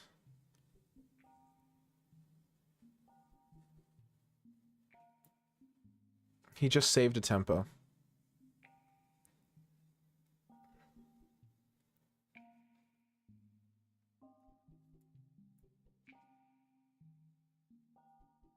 Actually not. He didn't really save a tempo.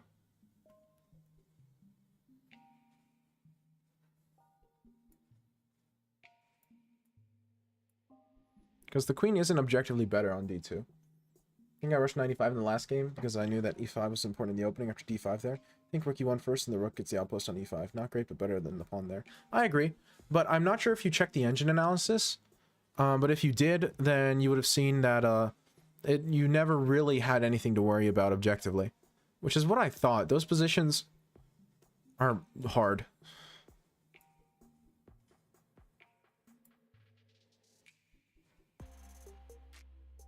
And pretty counterintuitive a lot of the time. So a lot of the time, if I can take that, I'm doing pretty well. Takes h5 is, of course, the problem.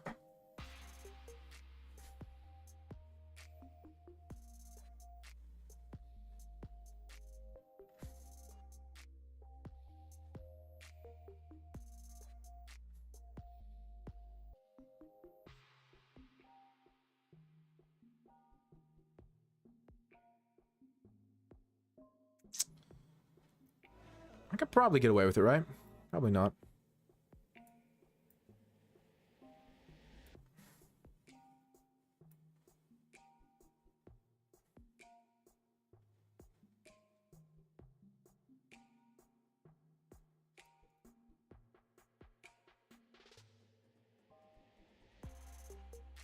If you're asking if I've thought this through, let me pre-answer that for you. No. Next question.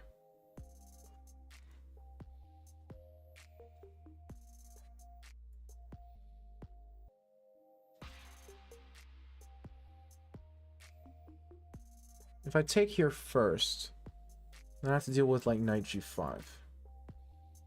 Which, bishop f4 doesn't look that terrible. Actually, it does because of knight takes first. And bishop takes first, knight takes. Oh, that's still a problem. So I would have to play knight f4 now.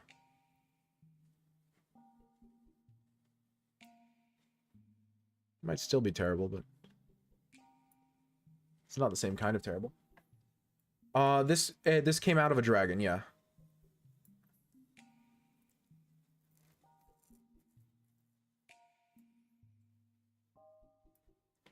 Yeah, I have to take with queen, right? There's no justification for taking with king. Ooh. That's not good. It's actually decidedly bad.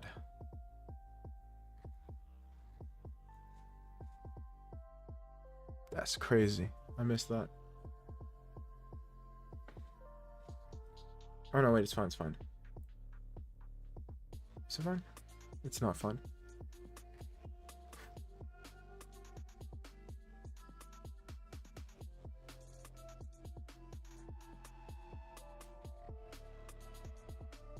I mean, is there any way around this? I mean, I can probably play this. His queen can go to g5. And I'm just down a rook. Yikes.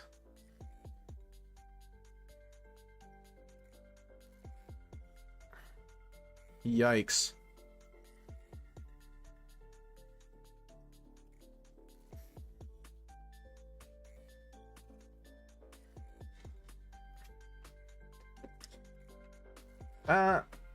Is it a rook or is it an exchange? It's a rook. It's a whole rook. Fun. The thing is, I'm a tempo short.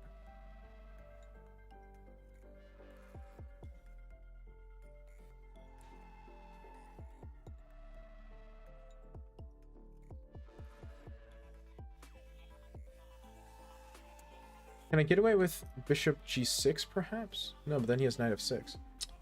Oh gosh.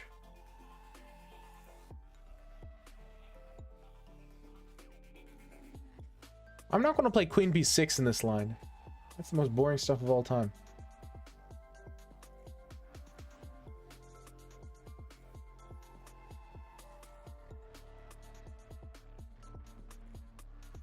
Yeah, the problem is if rook takes, then he has bishop blocks. And queen takes, rook takes, rook takes. Still a rook down.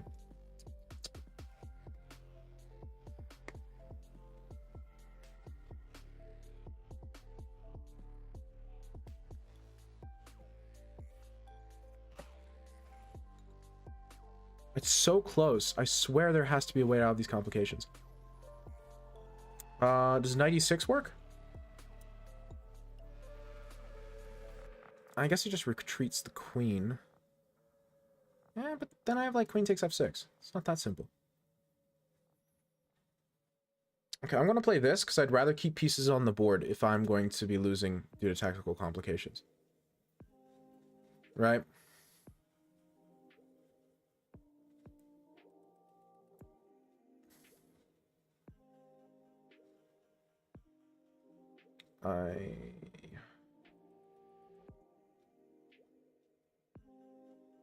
Yeah, I can't keep anything on the board.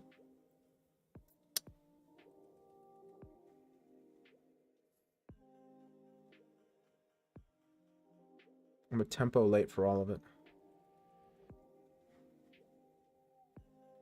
It's crazy. I'm going to go check. I'm going to try. And then I'm going to go...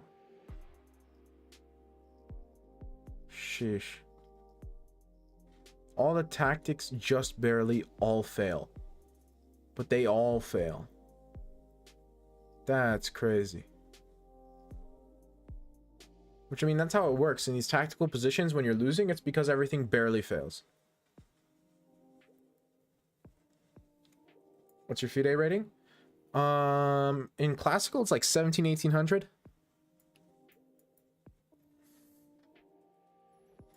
Sheesh.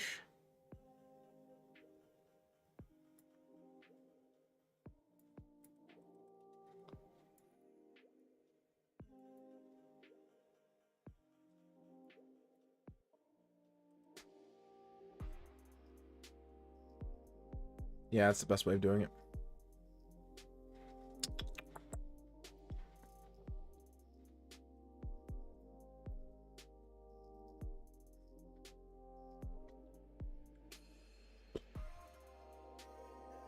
Yeah.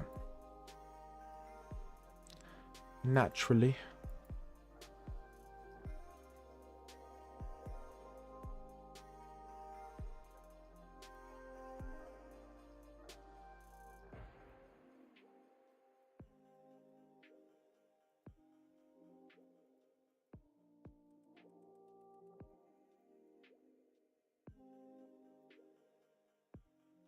That's a pretty checkmate. Okay, where'd I blunder?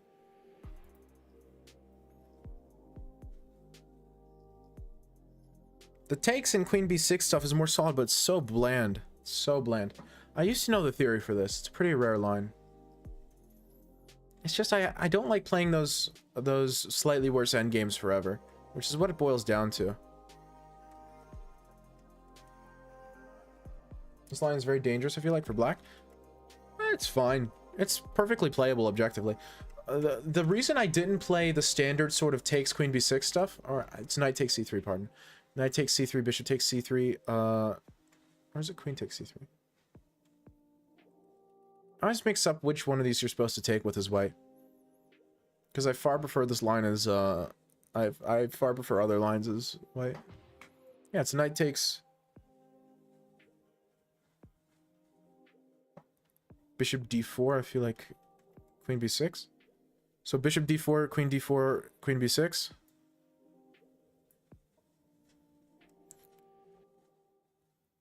Yeah, but again, I've played this before. I've played this a lot, actually. And I just really hate these positions because I'm just worse in the endgame. I am objectively slightly worse in this endgame. Oh, this is the one of the main lines. But I just don't like playing this line because there's nothing here. Bro, play a different dragon? No, because E5's the line. You can play E5 here. E5 is perfectly playable. It was Queen C7 first. Okay, well, I got my moves mixed up. It was Rook A D8 first. Yeah. I got cowardly. H5 is cowardly. I should have remembered. This line, you don't play H5. H5 is in the more standard lines. In this line, you play H5, you die. Because you need to be able to play H6 to prevent the knight from jumping to G5. That's a standard motif. I got nervous because I felt like the queen on E1 versus D2 was a big tactical difference, but it's really not as big a difference as it looks. You still play almost exactly the same, right? Because H5 isn't really a threat. Yes, you can, but it's really hard and you're still in a worse endgame in the main line. Not always. Again, in this position, you have nothing. And I'm not in a worse endgame. Because the difference is now it's a 3-on-2 versus a 3-on-2. Do you play on the ladder on stream? I usually start by playing on the ladder, but yeah. Because again, this is fine for me. H5 has no venom. So it's saying like Queen F2 or something. Queen, Bishop B3. It's all fine. And then it's H6 because you want to prevent the knight from jumping to G5, G6. I believe H5 dragon is interesting. Something like in Drake can just play no Bishop G7 like you play Knight F6, Knight C6, H5. Yeah, I know the move 6 H5 dragon. I've looked into that. It's here you play H5. These positions are very interesting, but they're objectively terrible for black. They've got some real positional problems. No, not like that. You're right. You play Knight F6 instead of Knight C6. I think. It's weird.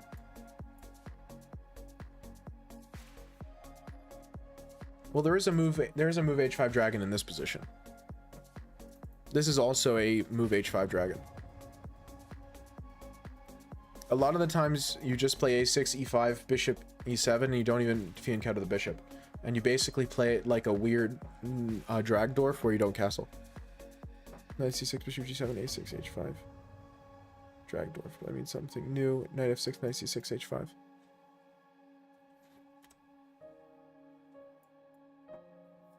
Yeah, well, oh yeah, maybe it was Knight C6 and then H5. I feel like it was H5 move 6. Either way, you do play Knight C6, Knight C6 and H5 and E5. I know, I've looked into these lines. I've actually played them a little bit in tournament. I like them in faster time controls, but I feel like even in like when you get the quote-unquote correct move order, you still have some real practical issues as black to solve in these positions. They're fun and I enjoy playing them, but I would never play this as a main repertoire. Dragdorf is with Knight BD7, B5. Yeah. No, you're right. That is Dragdorf. I've seen these lines. Yeah, no, you don't put bishop on G7. You play E5 and bishop E7. What's the weakness in your black repertoire? D4 in general, I'm pretty weak against. I don't have a super solid weapon, and I do pretty poorly against the delayed Alapin. Yeah, I looked into these lines. Actually, like 2 years ago, I had one of the guys who does the opening book programming for Komodo, the chess engine, in chat, and he told me about this line. And we went over a bunch of the moves. What do you do versus the modern as white? Why do you play the Dutch? Because I haven't found anything else I like more. Maybe I'll switch to a Nimzo. Versus the modern as whites? There's a few things. I changed it up. The nice thing about playing against the modern is that I really normally just play normal moves and play normal chess. Because I don't necessarily feel like I need opening theory versus the modern, because in general they don't have opening theory either, so you're just kind of playing chess.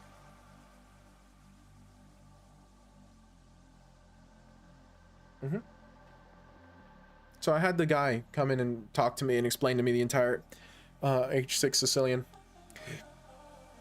with knight C6, E5, bishop E7, A6, and then you do play A6 B5, but just a little later, and you adopt a very a very solid structure.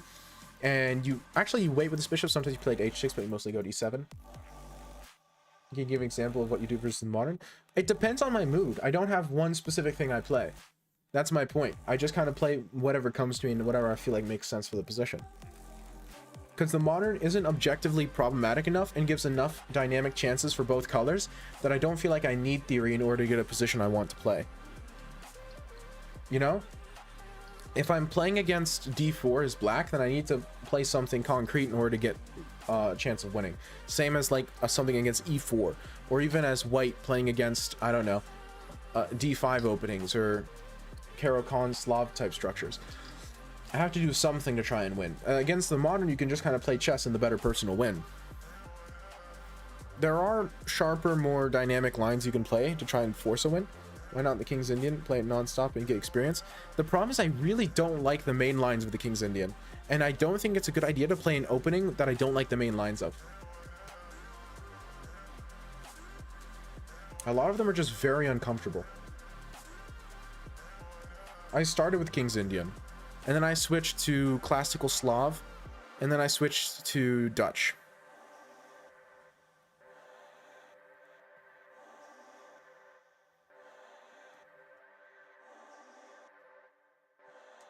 I just haven't found anything that's really stuck with me. Play with knight a6, d4, knight f6. d4, d6, knight a3, castle, bishop e2, knight a6. Yeah, I know the knight a6 lines. I'm vaguely familiar with those. They're interesting. When you play e5, they push and you have this hole. You jump in and then play a5. It's interesting stuff. I just always felt uncomfortable. And then like the 4-pawn attack, I don't like dealing with. I just feel cramped constantly. Void is no longer here. Okay, so queue's empty. So we'll look at this real quick and then I'll go to bed. D4, knight f3, c4. D6. Yeah, I don't care what openings you play because you have fun on them. Like, I have fun with King's Indian, but I won't judge him. Yeah. King's Indian is absolutely, totally good if you enjoy it and have fun with it. I wasn't arguing that it's a bad opening. I was arguing that I don't enjoy it. Which isn't an argument, it's just me stating a fact. Do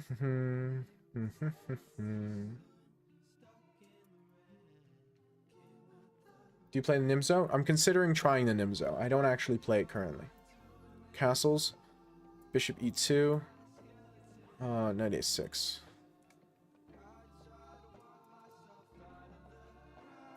Okay, what's the point here?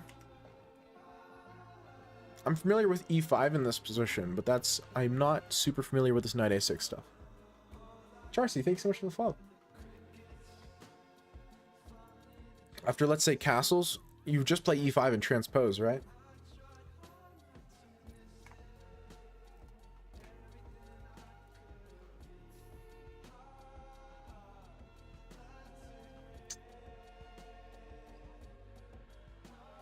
And again, something like pushing is a little bit suspicious.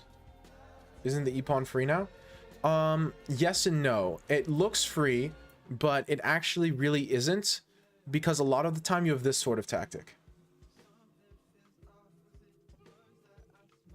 And the knight's hanging, right?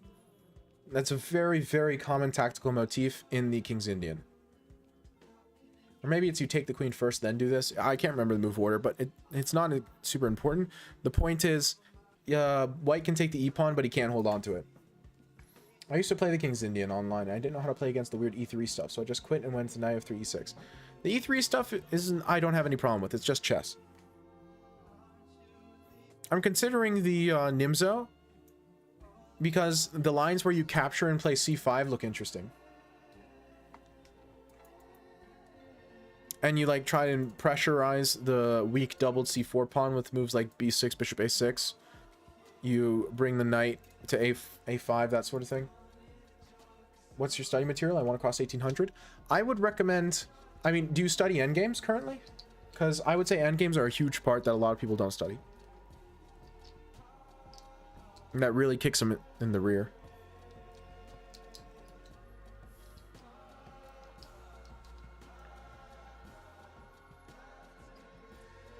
Okay. In that case, if you're willing to buy a book, I really like The Amateur's Mind and How to Reassess Your Chess. Basically, the entire Jeremy Silman catalog. If you're not, then I would say watching chess tournaments with good commentary and really trying to chew on the positions and figure out what to play and listen to the commentators and try and learn from the thinking methods is probably best, because it's hard otherwise to get good positional instruction.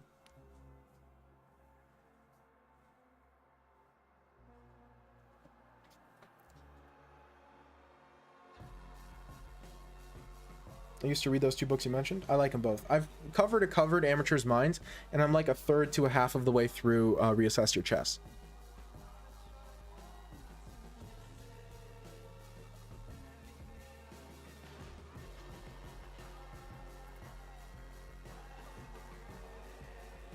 I think they're both fantastic. D5, now you get knight c5. Yeah, knight c5, bishop a5. And you play chess. I've played these positions before. Now, I got to them via different move order. It was like this that I got to those positions, but it's the same thing. Other than this, do you do anything? A lot of practice. I play over the board. If you can manage to find people better than you to play with and spar with, that's fantastic. Chess club, you know, that sort of thing. What do you dislike? This line I didn't hate. I don't know. This line, it wasn't really that big of a deal to me. It's the lines where they don't push and they just leave the pawn on d4. Those are the ones I disliked. And let me take. I never really minded the positions when they push. It's when they don't push. And also, like I said, stuff like the 4 pawn. Then sidelines. I6 castle. e5, bishop e3. Queen e7. Queen e7. Is that a move here?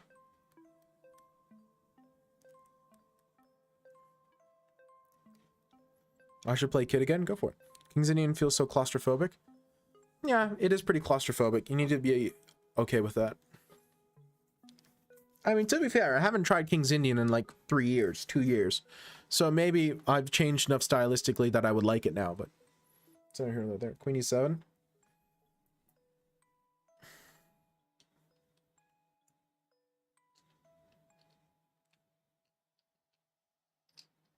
Don't know. I've been playing chess since like 2017, 2018. Again, my chess journey has been taken very slow. 98 in a lot of lines isn't passive. 98 is intended to play f5, which is the exact opposite of passive.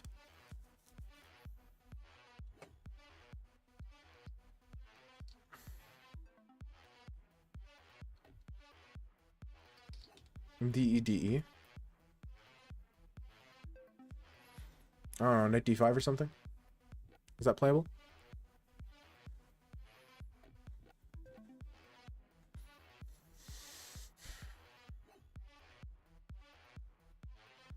Oh yeah, no, I'm sure they do. It's easy to overuse that.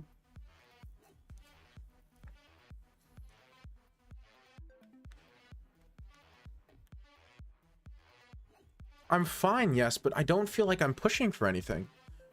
I feel like I'm hoping that I draw. It feels miserable. Why would I want to play this position?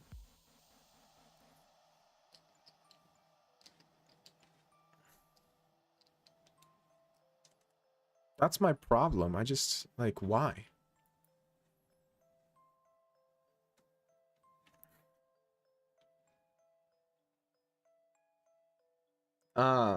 Well, that's a different matter entirely. I just feel like I'm not having any fun.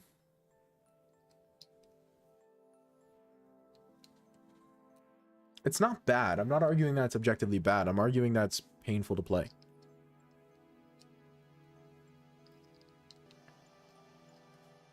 Again, black is objectively fine here. You're correct.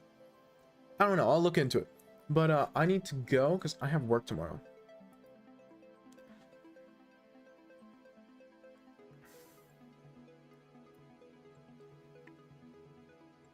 Bishop g5, of course. Then f6, of course. Then bishop back to d2. Yeah, of course. And you're saying queen e7 again? c6. 93. Queen e7.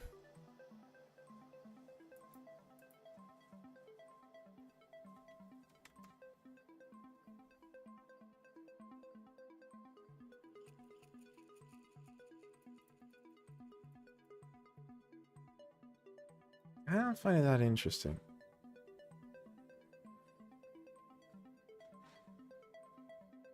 What am I playing for?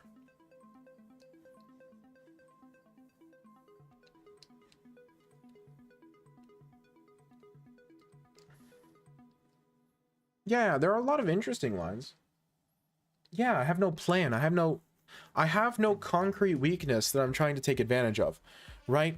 In the Sicilian Dragon, for all the flaws and for all my weaknesses as a chess player, I know what I'm doing. I'm playing for either d5, or if they really infinitely delay d5, then they spend enough tempo that I can attack on the queen side. And in the specific, and it gets more detailed than that, right? So I have specific plans, I have specific schemes. I know what I need to do to win, if that makes sense. And yes, that changes over time, and I have to be flexible, but maybe you could have gone c5. But when? I feel like everything here was pretty forcing.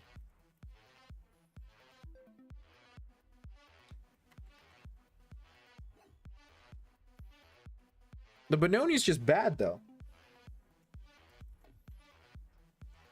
So you're saying here? No, c5 here, I just go back. And this looks miserable. So I would have to take his knight first. If I want to play c5, I have to take his knight. And then play c5. And this is playable. I like this better, to be fair, but...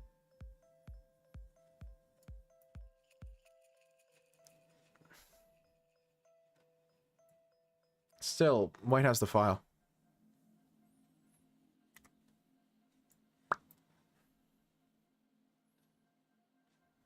The old Benoni? Because it's like the Stonewall, where you give up a lot of long-term positional weaknesses for dynamic play. And while you can perform well with it if you're a better chess player and if you're just outplay your opponent, objectively, I don't think the dynamic play you get is worth the static weaknesses you take. Again, like the Stonewall.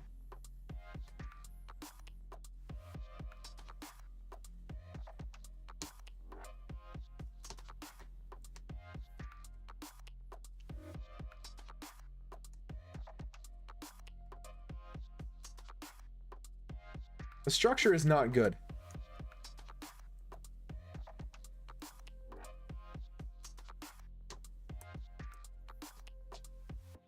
That's the problem of the Benoni's. The structure is bad.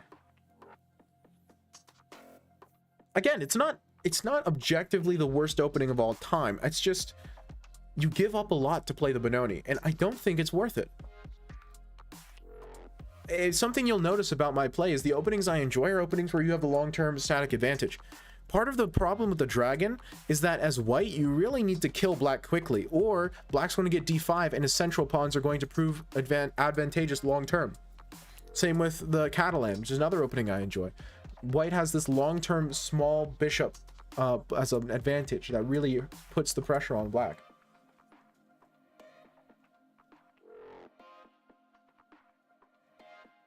Well, the Dutch has similar problems to the Benoni.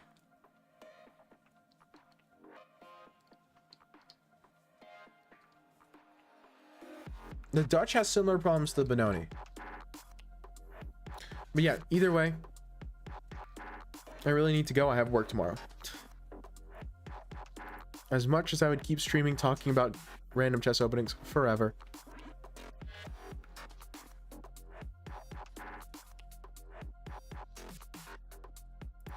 Chess Pigeons is live. We'll rate pigeons.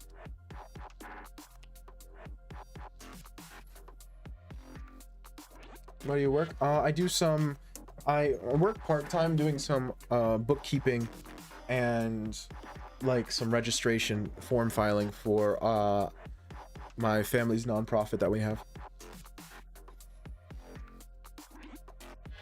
Anyway, have a fantastic night, y'all.